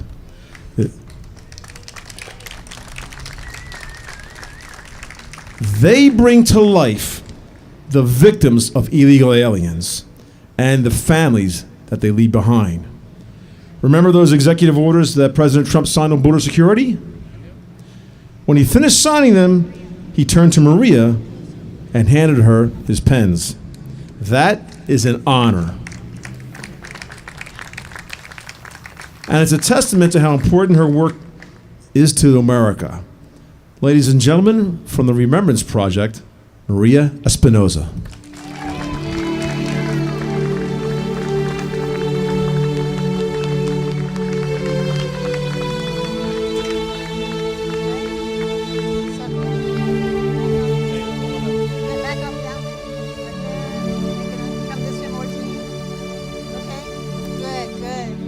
Can y'all see that? Can y'all see the memorial panels, the Stolen Lives quilt?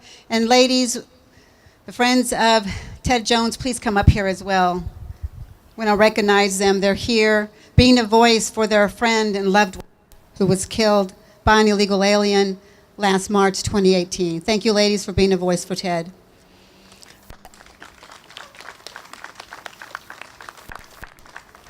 Thank you, everyone, for being here. It really says a lot and that you care about your country. As Tom said, the Remembrance Project was created in 2009. This is our 10th year anniversary. And thank God that the Remembrance Project is here, because we were there when President Donald Trump said those words. Mexico's not sending the very best. And we could attest to this. So my husband, Tim Ling, and I started the Remembrance Project after learning about sanctuary city policies right here in Houston, Texas. We researched Texas for killings. We researched all across the United States as well. And we found that there was an epidemic of killings of Americans by people who shouldn't be here in the first place. We figured out quickly that many of these cases, they rarely made headlines. If they did make a headline, it was local. So we wanted it to connect the dots for Americans. So we created the Stolen Lives Quilt, which is the images here, so that we will never forget what takes place and the cause of illegal immigration, what takes place when our laws are not enforced and Americans are not first and foremost. We spent the last 2 years in Washington, D.C., in the swamp, by the swamp, not of the swamp, ladies and gentlemen. And we're here to fight with you, shoulder to shoulder, the far left agenda that we know is very alive, that socialist agenda that wants to erase our borders, thus erasing America, that wants to shred our Constitution and take away our liberties and freedom. This will cause chaos and promote the lawlessness that you can see as our own law enforcement officers are being attacked. As the far left socialists want to decrease the number of beds to hold these illegal aliens. There's only 45 beds anyway. We have over 800,000 foreign nationals that are awaiting their court hearings. 95% don't show up. And we have 4,000 illegal aliens overwhelming our border agents in one day. We're in line for 1 million to 1.5 million of illegal aliens this year. And they want to reduce the detention centers and abolish ICE. ICE, remember, is our only interior enforcement. Ladies and gentlemen, we cannot allow this to happen. Not on our watch.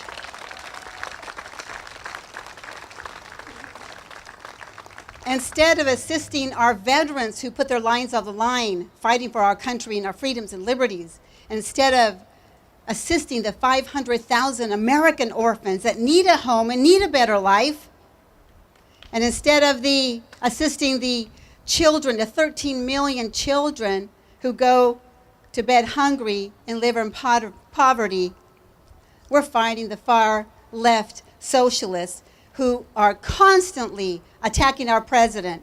This president, the only America First president that I have known, and the man who exposed the fake news, the man who exposed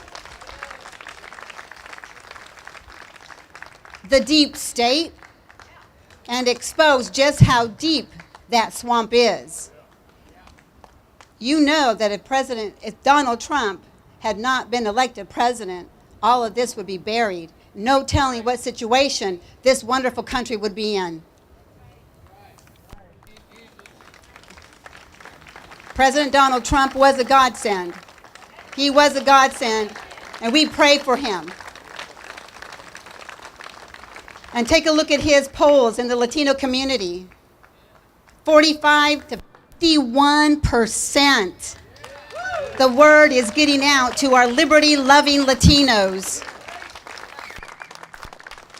Just last night, I spoke to a new family to the Remembrance Project.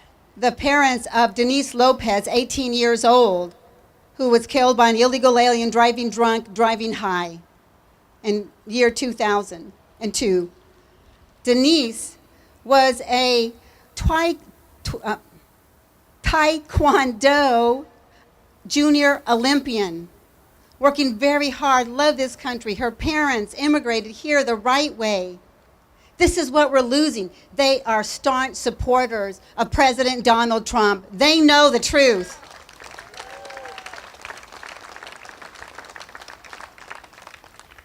There will be two families. Dan Golvach, the father of Spencer Golvach, right here in Houston, Texas, will talk about how his son was murdered.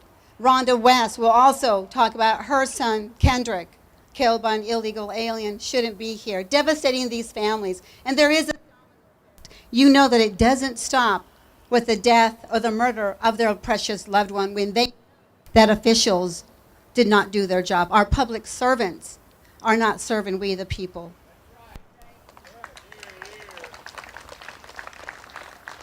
Later this month, we will have our new website up. And I want all of you out here and out there to be a voice for the voiceless. This is a huge undertaking. We have started a movement, 10 years, volunteering our time and resources, and with that of great patriots and volunteers all across the United States. But we need more. We need more troops. So please take a look at our website, donate if you can. Anything helps. And you'll be able to download images like these and send them to your legislators. Take them to rallies and demand that Americans place first. All we're asking is for current laws to be enforced. Mandate, e-verify, simple stuff. We don't want new legislation, ladies and gentlemen. No, we want them to step away from the pen. Place Americans first, the very basic, and it's not being done right now.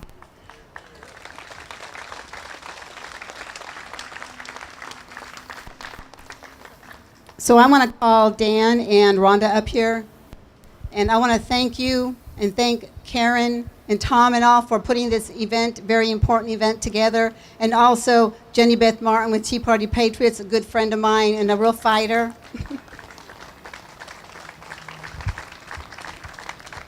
So I want to say, before I hand over the mic, so God bless you. God bless President Donald Trump.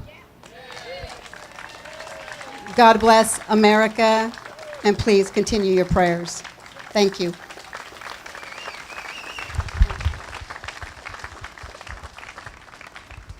Mr. Golvach and Rhonda, Ms. West. There you are, come on, West. It takes a lot of courage, ladies and gentlemen, to come up here time after time after time and share the story. So, Rhonda. Hi, my name is Rhonda West. My son, Kendrick Donovan Owens, 13 years old, was walking down the shoulder of the road, innocently walking to the destination for me to pick him up, when an illegal alien, 3 times the legal limit, hit him so hard. He had multiple broken bones. He was badly disfigured. His face was unrecognizable. This man comes up for parole March 5th, 2020. If that isn't sickening. My son was my everything, my youngest and my only boy, and never, ever did we think this would happen to our family, much less my only son. It has been very devastating. There's not even words to describe, to tell you how bad it's been. But I just keep on keeping on for my son and for all the other angel families, you see, and just you have to just keep going. You lay down and you give up, you're done. You're done. You've got to fight and fight and fight. This has got to end. This is enough. We have had enough. Our children dying, our parents dying, our sisters and brothers, our cousins, our aunts and uncles. It's enough. We're done. And I just want to thank you so much for being here today and listening to my story. I think of Kendrick each and every day. There isn't a day that goes by that I don't think of my son. There's some days you wake up and you don't know if you're going to have a good day or a bad day. You don't know if you need to stay in bed all day or you can get up and actually function. I wish this upon no one, but God forgive, I'm telling you, God forbid if it happened to even one Democrat. You watch. You watch. It will. Oh, it will. It will continue and continue and continue. We've got to have that wall built and build it now. Now. Thank you, everyone.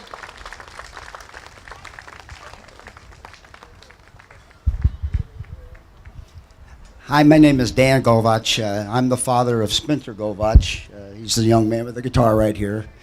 On January 31st, 2015, my son, 25 years old, employer of 9, was sitting at a red light over here at Mangum and 18th, less than a mile from his home, when a 4-time deported illegal alien who had a 15-year nasty rap sheet that had done 5 years in prison for attempted murder was allowed to come back and roam around in the sanctuary city of Houston, Texas. He pulled up to my son, randomly blew his brains out. Then he went on down the road and picked out 2 more motorists to execute. And, you know, these politicians that you hear say, we don't need a wall, this is a manufactured crisis. That wasn't a manufactured casket. Okay? It's not manufactured every holiday when we spend our time at the cemetery, when I watch my son's mother cry over the grave of her only child. And I just want you to know, this isn't, it's too late for me. It's too late for my family. He's gone. And your life is nothing but marginalized when this happens. This has been 4 years and it still stinks and it still hurts. But let me tell you something. I just want you to know that these politicians, these Betos, these Pelosi's, I don't care which party they're with, if they don't understand the concept of securing our border and enforcing our immigration laws, they are willing to offer your child up as a blood sacrifice to their agenda. And it's a war, and you better understand that it's a war. It's a war against you. You might be next, and you don't want to come here. You don't want to wear this shirt. You don't want your child on this banner. Trust me, it's a very dark place to exist. And you got to walk around the rest of your life. It's just not just like grieving any type of death. Every day you're going to hear about, oh, the poor families are being separated at the border. And oh, it's just so awful. And it's all Trump's fault and blah, blah, blah. And on they gone. They don't know what family separation is. When you see your kid in a coffin, then you'll know what real family separation is. And it's happening. It's happening in this country. And we had better stop it now or it's going to be too late. Thank you.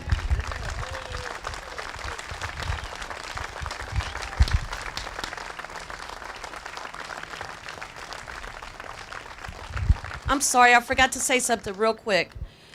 The illegal alien that killed my son had 2 previous convictions, lived in the U.S. 11 years illegally, and was never deported.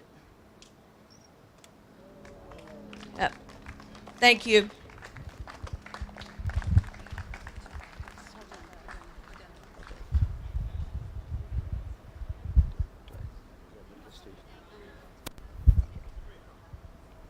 Maria, come 1 second.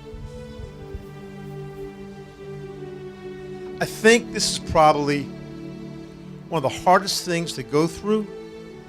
It's hard for me to watch it. I can't imagine what everybody here went through. Let's give these people a warm Texas love.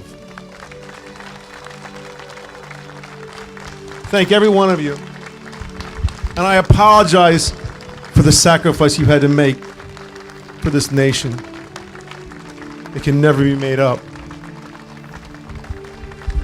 Thanks, Maria.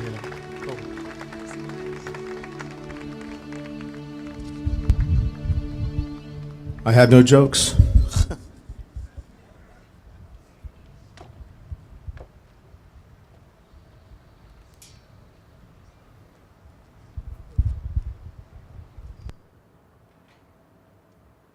Well, Doc, it's up to you, my friend. We have a couple more speakers left to go. I want to tell you about. Come on, stand next to me, Doc. Come on, buddy.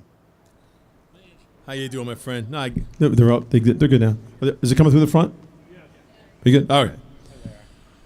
One of socialism's favorite tactics is to over-sexualize our children. That couldn't happen in Houston, right? No. Well, does everybody remember a few months ago in the Houston Library let a bunch of drag queens do a book reading to 10-year-old kids? Drag queens and 10-year-old kids by themselves. What could possibly go wrong? Well, the drag queen started groping and humping, and we have video of it if you look it up on the internet, and all sorts of other creepy things in front of the kids. Did anybody see the video of that? It's sick. I mean, I wouldn't want that to happen outside my front door of my house. Well, one guy showed up to try to stop it, and the Houston police arrested him. And then we discovered one of the drag queens was a child molester. A registered convicted child molester. Somebody's owed an apology, Doc. Still waiting, City of Houston. Well, I just happen to know that guy. He was once on my TV show, Tommy's Garage. Then his internet radio show took off like a rocket. Now his ratings are better than mine. It's a good thing I love him or I'd be jealous. He's been an activist for freedom his entire life, and he is not slowing down. He's the host of the amazing Doc Green radio show.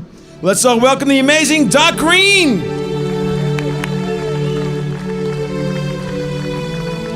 Yeah, Tommy's the man, and I was on Tommy's Garage Show, and it was a good, fun time. You guys can find it on the internet. My show was renamed in January. It's called Right Side of the Mic with the amazing Doc Green, and it's on American Voice Radio Network, syndicated nationwide. I'm glad all of you came here today. We had a situation. Our mayor, Sylvester the Cat Turner, is a homosexual. Like the homosexual previous to him, he loves anything that promotes illicit sex, immorality in general. Even though sexually transmitted diseases are now at an all-time high in Houston, Texas, he continues to be strong, and he continues to promote Drag Queen Story Hour. Now, the good news is the drag queens have capitulated. As Tommy alluded to, we found not one, but two convicted child rapers working at the library. One of them had only raped one boy. The other one had raped 4 boys. And they were working down at the Houston Library doing Drag Queen Story Hour with the approval of our mayor, Sylvester Turner. So I went down there as a member of the media. And this particular day, I was wearing a suit kind of like the one I'm wearing today, and I had my White House media pass on. And thanks to Andy, so that I could interview the presidential staff when he came. And I walk in there, it's obvious who I am. And all of a sudden, I've got 5 cops around me trying to get me out of there. And they say, "You're trespassing, sir." And I'm sitting here looking at it. You guys can find the video, it's on YouTube. I'm saying, "Excuse me, sir, how is it possible for me, a member of the media, to be trespassing in a public library at 1 p.m. when you've got a bunch of homosexuals out front screaming, 'No hate, no fear, everyone is welcome here'?" Everyone but me, apparently. So anyway, these 5 cops surround me, and I just keep asking them, "Show me the law. What have I violated? What have I done wrong?" Well, next thing, it's not 5 cops, it's 12 cops. And they end up dragging me out, handcuffing me, and that was the end of that. This is America. Have you read the First Amendment? Most people don't know it, but in the First Amendment, you're granted 5 rights. Freedom of speech, freedom of assembly, freedom of the press, which is now the media, freedom of religion, and the most important, freedom to seek redress from your government. Well, the city of Houston violated almost every one of those rights when they arrested me. Now, my question to you today is, why did they arrest me? And the answer is, they didn't want me to know, or you to know, more importantly, that they had convicted child rapers working in the library using your city tax dollars. This is what socialism brings to you. And on top of that, when I went down and testified at City Hall, there was no apology. They confiscated my legally carried weapon right here. And then the newspaper reports, like in the Houston Chronicle, they had my picture in there, this much of it, the face of a monster. That's what they call me, the reporter that's trying to expose the evil that's going on down there. Another article said, gun-waving Trump supporter barges into library screaming obscenities. Ladies and gentlemen, the country that our forefathers fought for and brought us to and created with that wonderful device called the Constitution lives no longer. So I'm here today to talk to you to see if we can possibly take it back. We live, thank you. We live in a communist society already. I can prove it. Anybody out there that lives in a house or an apartment or has a piece of land, do you know who owns that land? The government owns that land, and they let you live there. Isn't that nice? And they'll let you live there as long as you pay rent to the state. But if you ever miss that rent payment, they're going to send men with guns to take you out of that property. That is the proof that we live in a communist society. And I've got one more sad bit of news for you, speaking as a former precinct chair and a longtime Republican. The Republicans that we have in Austin up there in the Pink Palace, so-called because it's made of pink granite and they all think they're royalty, we have up there Republicans that have completely bought into the communist ideology. And you heard some of that here today. They talked about, we want to reduce property taxes. Hell no! If they were real Republicans, we'd be talking about getting rid of property taxes altogether. We have to fight socialism in the Republican Party the same way we fight it in the Democrat Party. And if we don't stand up for what is right, we're going to lose everything that we have. Now, I'm going to tell you, because I can't talk to the governor anymore. The last time I talked to him, he didn't like the questions. I'm going to tell you how we solved the problem. First of all, we build the wall. We spend $12 billion a year in Texas on illegal aliens. We can build the wall, the entire wall, for $5.7 billion. We can bank $6 billion in the first year, and we can get rid of property taxes. Thank you very much.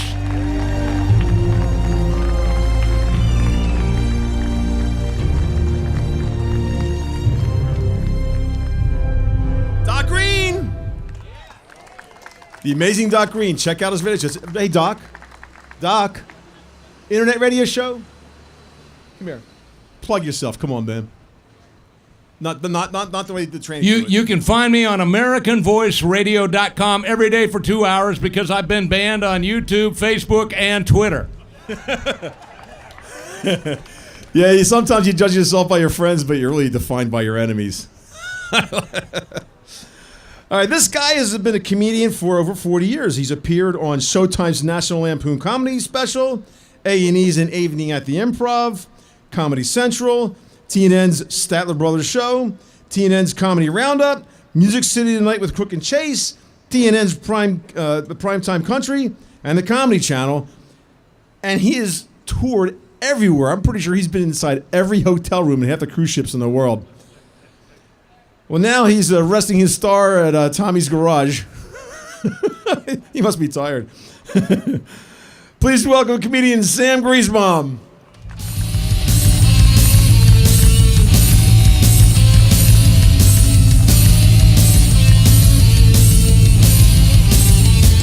How about a nice round of applause for Tommy, for Doc Green, for everyone that's been here today? And give yourselves a round of applause for sitting here in the hot sun for a good cause. Proud to see you all here. Now, welcome to the tractor pull portion of this afternoon's entertainment. Like you heard, my name is Sam Griesbaum, so you can guess my childhood pretty much sucked. I am a comic. I do it for what I think is a darn good reason. I believe God must have a sense of humor. Because if he didn't, why would he give me a last name like Greasebomb and then make me look like a Cabbage Patch Kid on steroids? But anyway, we are here for something important today. And as I said, I'm proud of my adopted state. I'm not originally from Texas, originally born in Missouri. Got here as quick as I could. Lived in Colorado for a while. And we have to do our part to stop socialism, don't you think? And I find myself getting irritated when I see the kids that support socialism, but the more I think about it, the more I realize it's not their fault.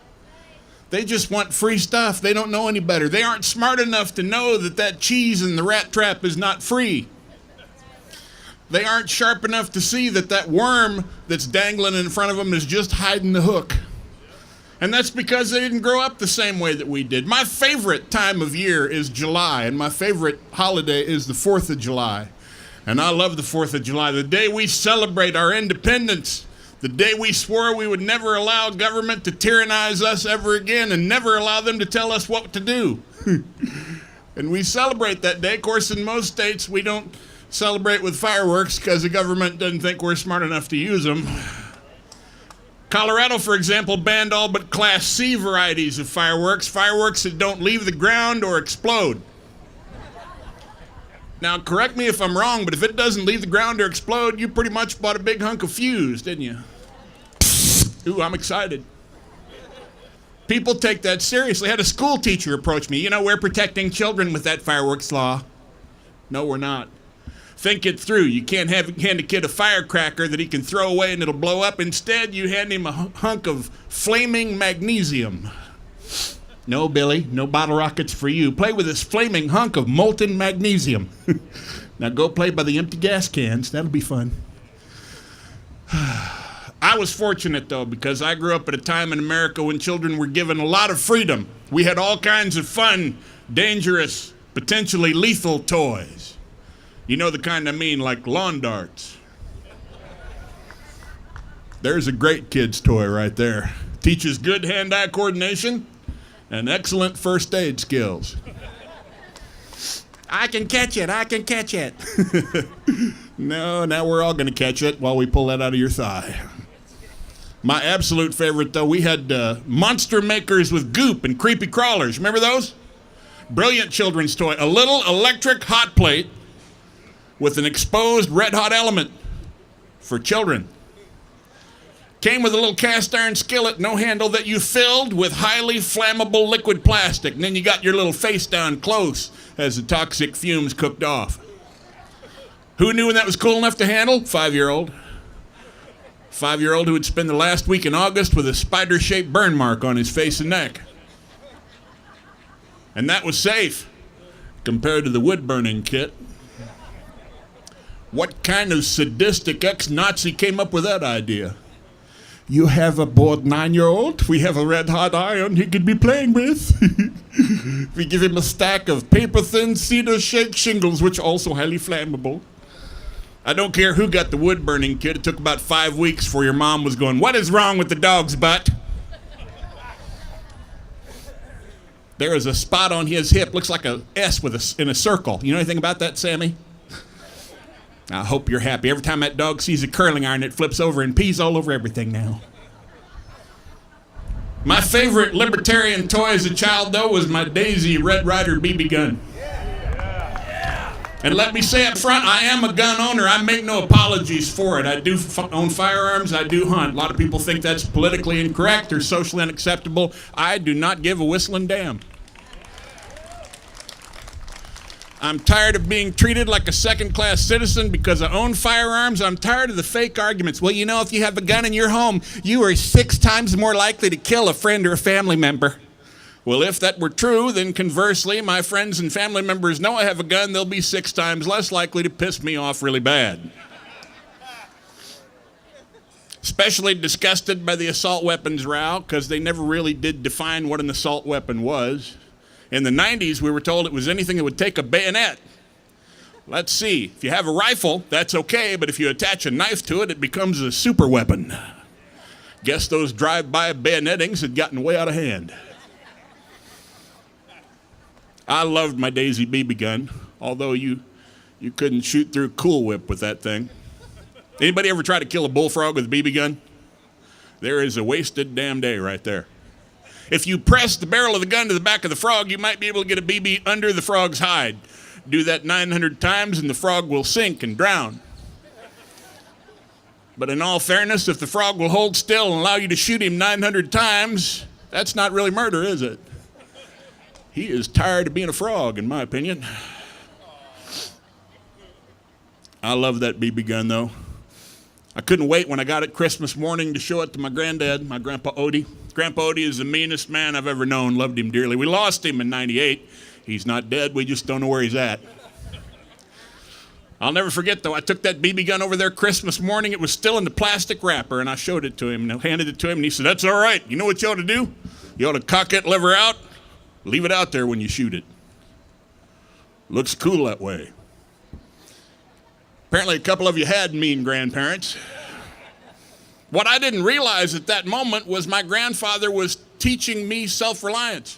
He was giving me one of the meanest physics lessons I would ever receive, because he didn't warn me about that giant spring, the one in the center of the gun, the one that compresses on the outward stroke, the one that releases when you mash the thunder button, the one that runs that lever back like a miniature guillotine, the one that mashed every finger on my 5-year-old right hand. Grandpa thought that was the funniest thing he had ever seen. Laughed so hard he couldn't catch his breath. Finally caught his breath. The old coot had the brass to try to turn it into an abject lesson. Now what does that teach you? Old people suck. That's right, boy, and don't you forget it. He was so successful in instilling independence in me that I got even with him. Took a few months, but about 6 months later, the light bulb burned out in the bathroom, and I showed him how much Preparation H looked like denture cream. Not really that funny. His mouth got so small he couldn't take his heart medication. But anyway, I want to thank all of you for being here. It's a delight to see so many faces doing something that needs to be done. We have to say no to socialism regularly, teach the kids not to put their head in the trap. Thanks for being here.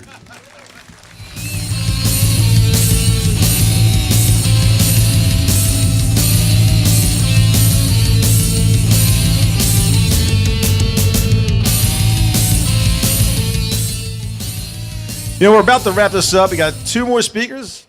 But before we do, I just want everybody to kind of join. We've all been sitting around all day or standing around. Let's just take about 30 seconds to do some quick calisthenics. Everybody, come on, stand up for a second. Come on, ready? Come on, up. Come on, we can do it. You ready? All right, everybody, reach for the sky. Reach. Reach up high as you can. Okay. Everybody, reach down, touch your toes, reach down, grab your ankles. Hold that position for about 90 years, because if you vote for socialism, you better get used to that position. Yeah, sit down. I was just messing with you. You know, an event like this is a lot of fun. It's a lot of fun to host. It's a lot of fun to come to. A lot of fun for our speakers. But behind all this is a bunch of people. But the lady who really put the whole thing on is Karen McWilliam. Now, before she comes out, I'm going to tell you, not only is she beautiful, not only is she brilliant, not only is she funny, she works so hard. She was up before I was and awake after I went to sleep. Every time. She was texting me before I got up and after I went to sleep. I never saw anything like it. Karen McWilliam, come on out. This is the lady you put the whole thing on today, folks. Couldn't have done it without you, Tom.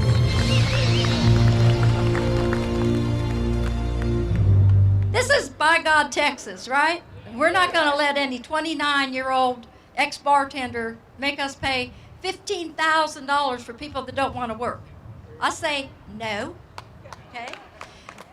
Before I just say, I want to do something that I'm going to do tomorrow, but I want to read something from Kevin Brady, because he sent this and said, to all participants, thank you for attending this very important event and standing strong to fight against socialism.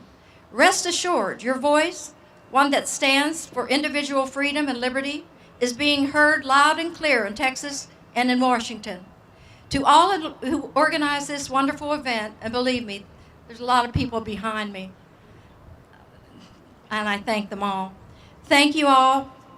You do in the fight for freedom. I think that says a lot. So I just have a call to order here. I'm going to Austin tomorrow, and I'm going to tell our representatives that they're working for us.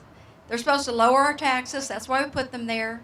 And if anybody wants to go, I got 2 seats left in my car. I'll rent a bus. And I think that we just really need to stay involved. And what we really need to do, to me, is we need to block walk. We need to find out who our representatives are and then support them in any way you can, financially or block walk. If you can't block walk, sit at a poll and make sure that everything's being done correctly. I'd like to thank you again, and God bless America, and God bless Texas. Karen McWilliam.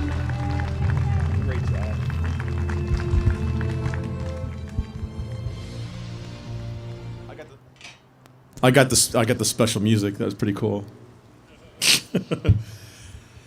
All right. Let's hear a story about a man who had a very successful business empire. Plenty of money, plenty of personal time. He could just lay back and enjoy life. Instead, he chose to fight back the socialists who were ruining our democracy. The socialists hated him, and they tried and almost succeeded in taking him down. They lied, they cheated, and they illegally used a corrupt justice system to try to ruin his career and his life. But he was a tough fighter, and eventually he won. Is this a story of Donald Trump in 2019? No. This is the story of Tom DeLay. This great conservative warrior was elected to Congress 40 years ago, and he helped Newt Gingrich sweep the socialists from power in the House of Representatives. His battle against the evils of socialism can be found in his book, No Retreat, No Surrender, One American's Fight, and his new book, Revival, Revolution, and Rebirth. He is the ultimate conservative warrior, and he has the marks to prove it. And he knows the enemy, and he knows how to fight, and he knows how to win. And he never lost his Texas roots. Ladies and gentlemen, let's all welcome a genuine Texas hero, Texas Congressman Tom DeLay.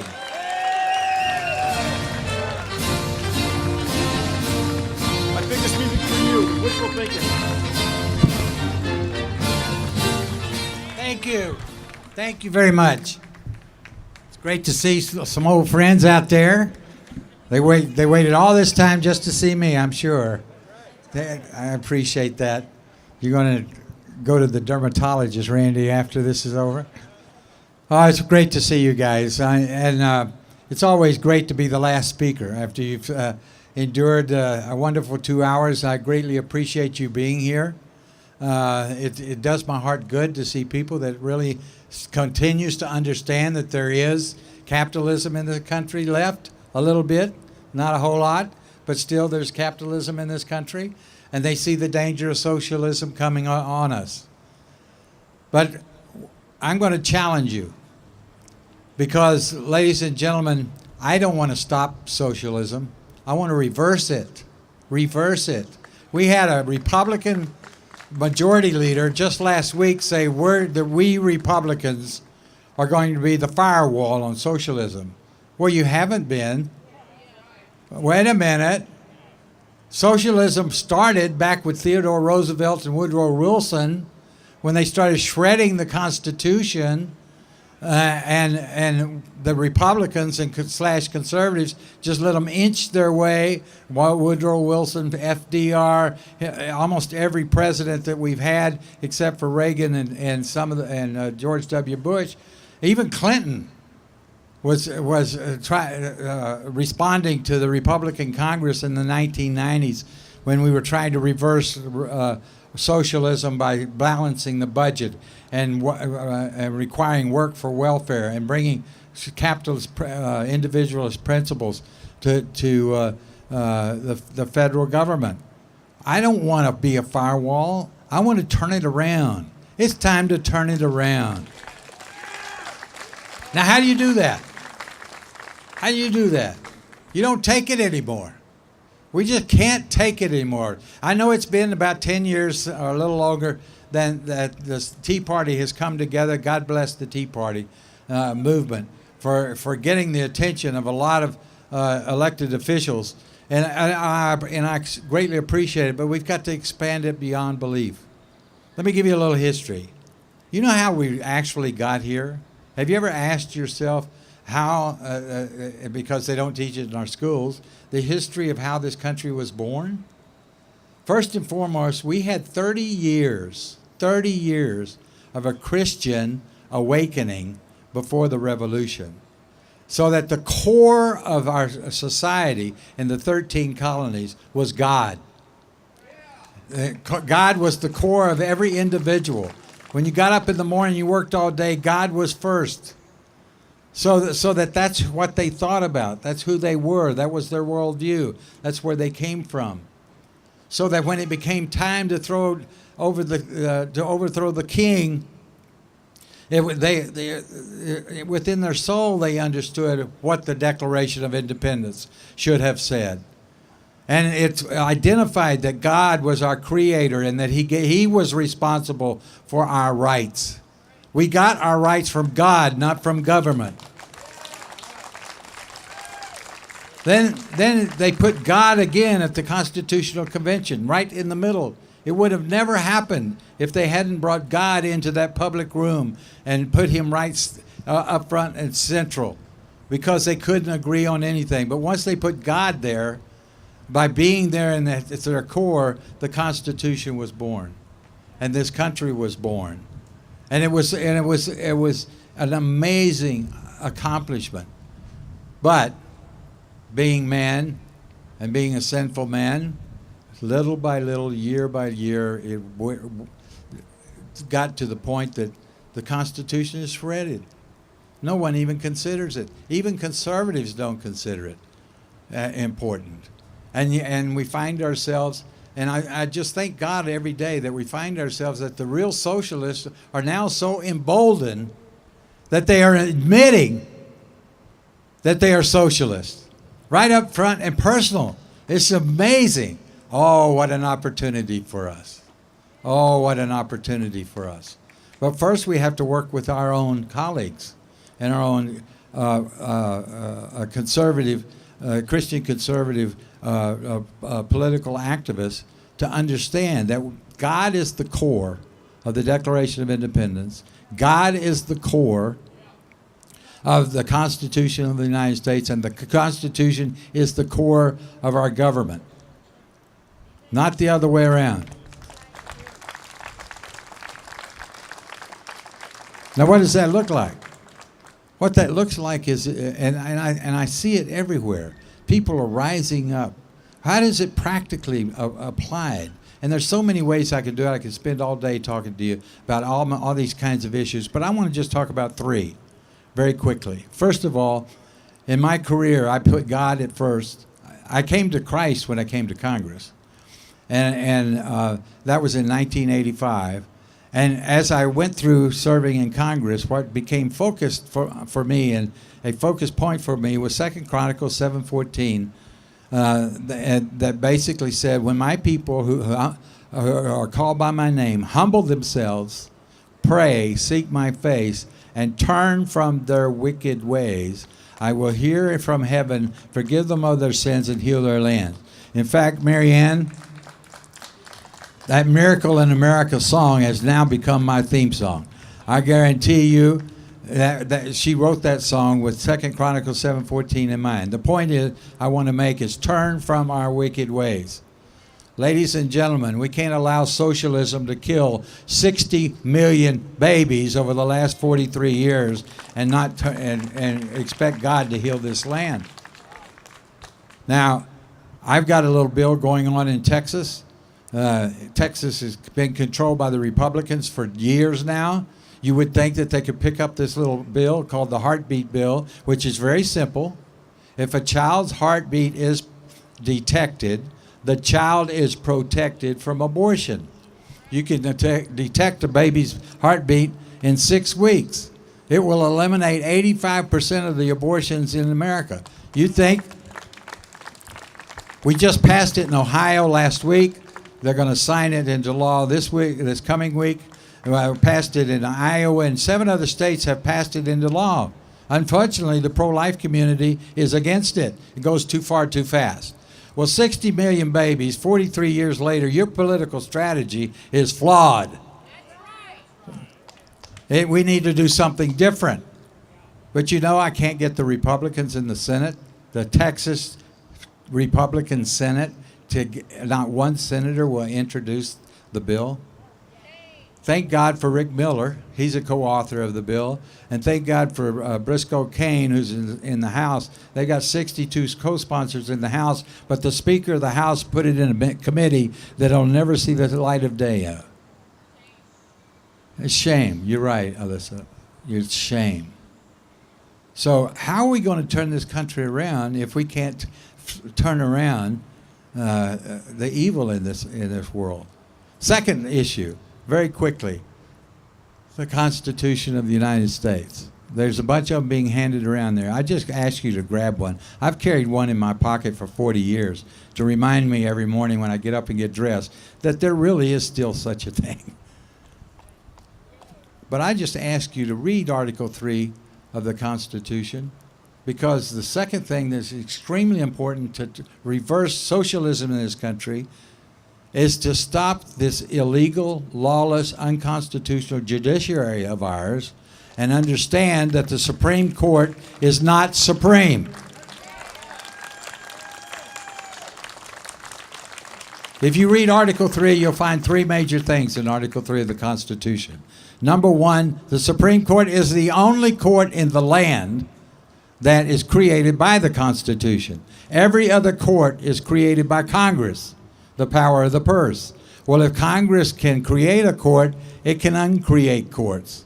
If the Congress can cut off the funding for the judiciary, they can get the judiciary's attention, believe me. The second thing in Article 3 that you'll find, and it's very quickly, the Congress of the United States can tell the courts what cases they can or cannot hear.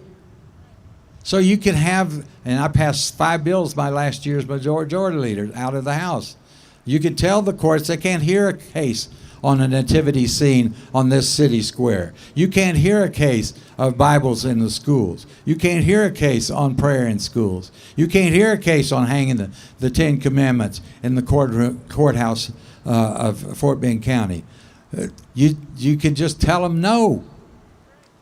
The third thing that you won't find in Article 3 is very, very, very important.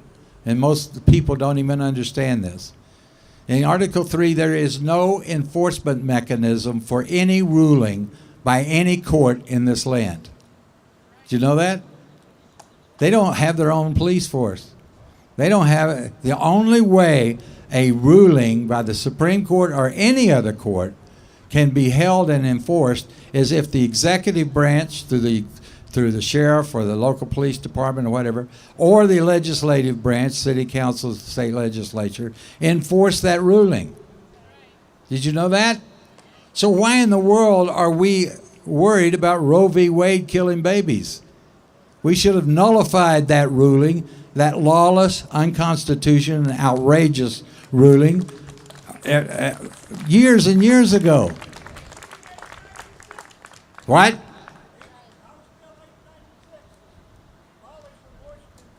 Amen. House Bill, yeah. You'd think we could do that tomorrow with controlling the government, the governor, the lieutenant governor, and the Speaker of the House. But we can't even get a hearing on abortion. They did?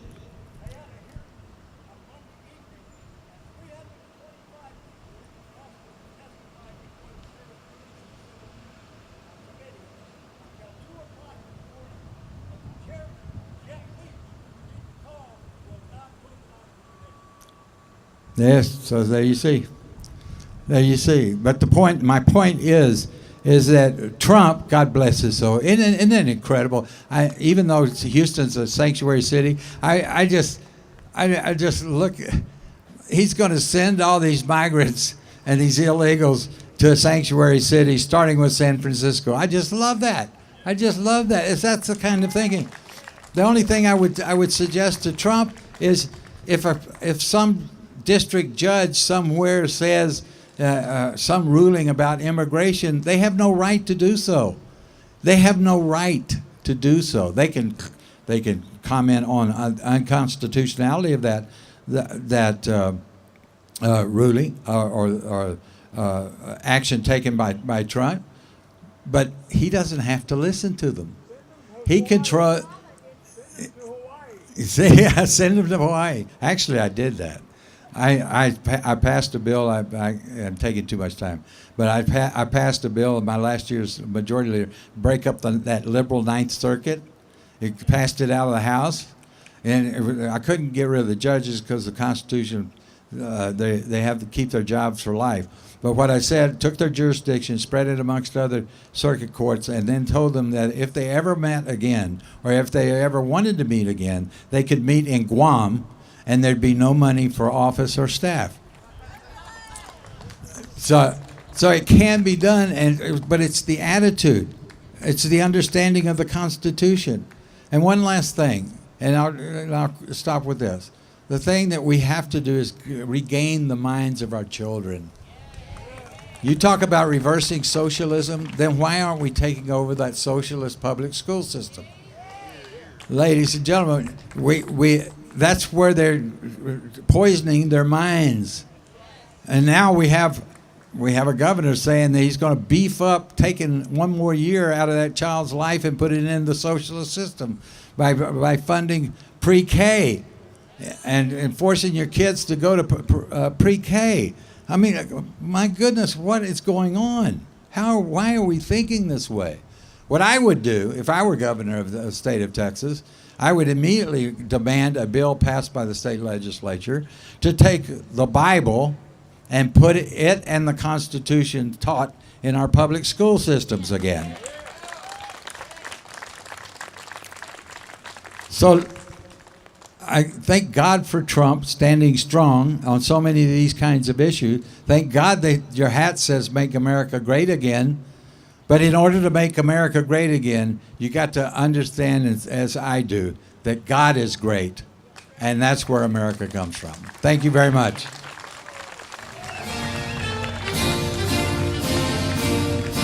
Thank you.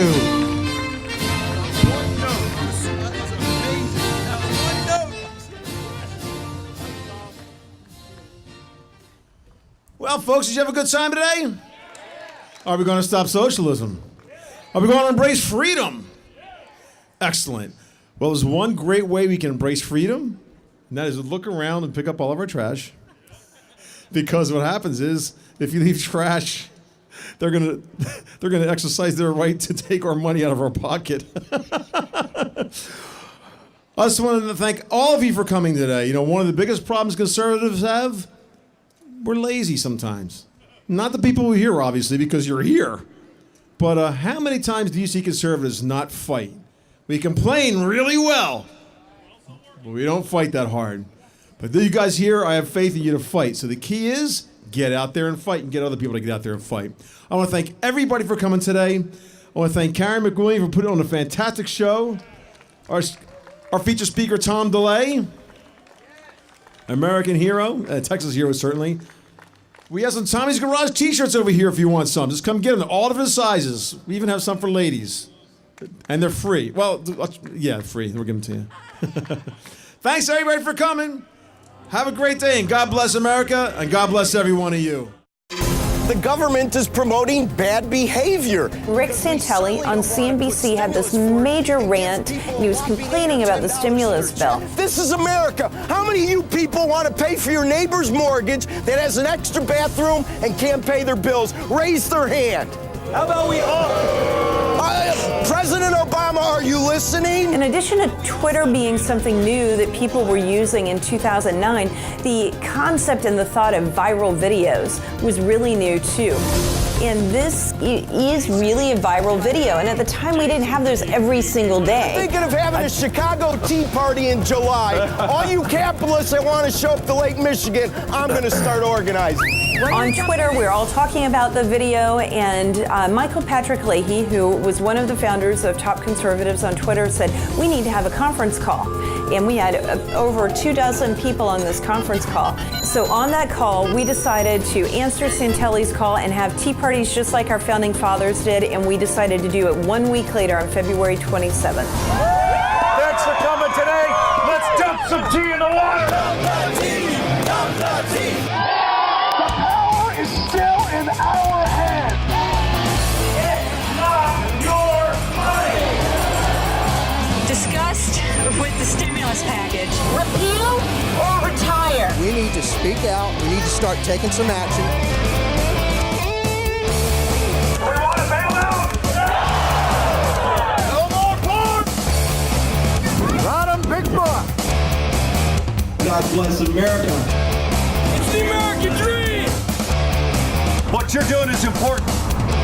You're exercising your right as an American. Enough is enough. If you find a socialist, kick him out of office. As it turned out, we had nearly 50 tea parties. We had over 30,000 people attend. All of this in less than 5 business days. We're in the right. We want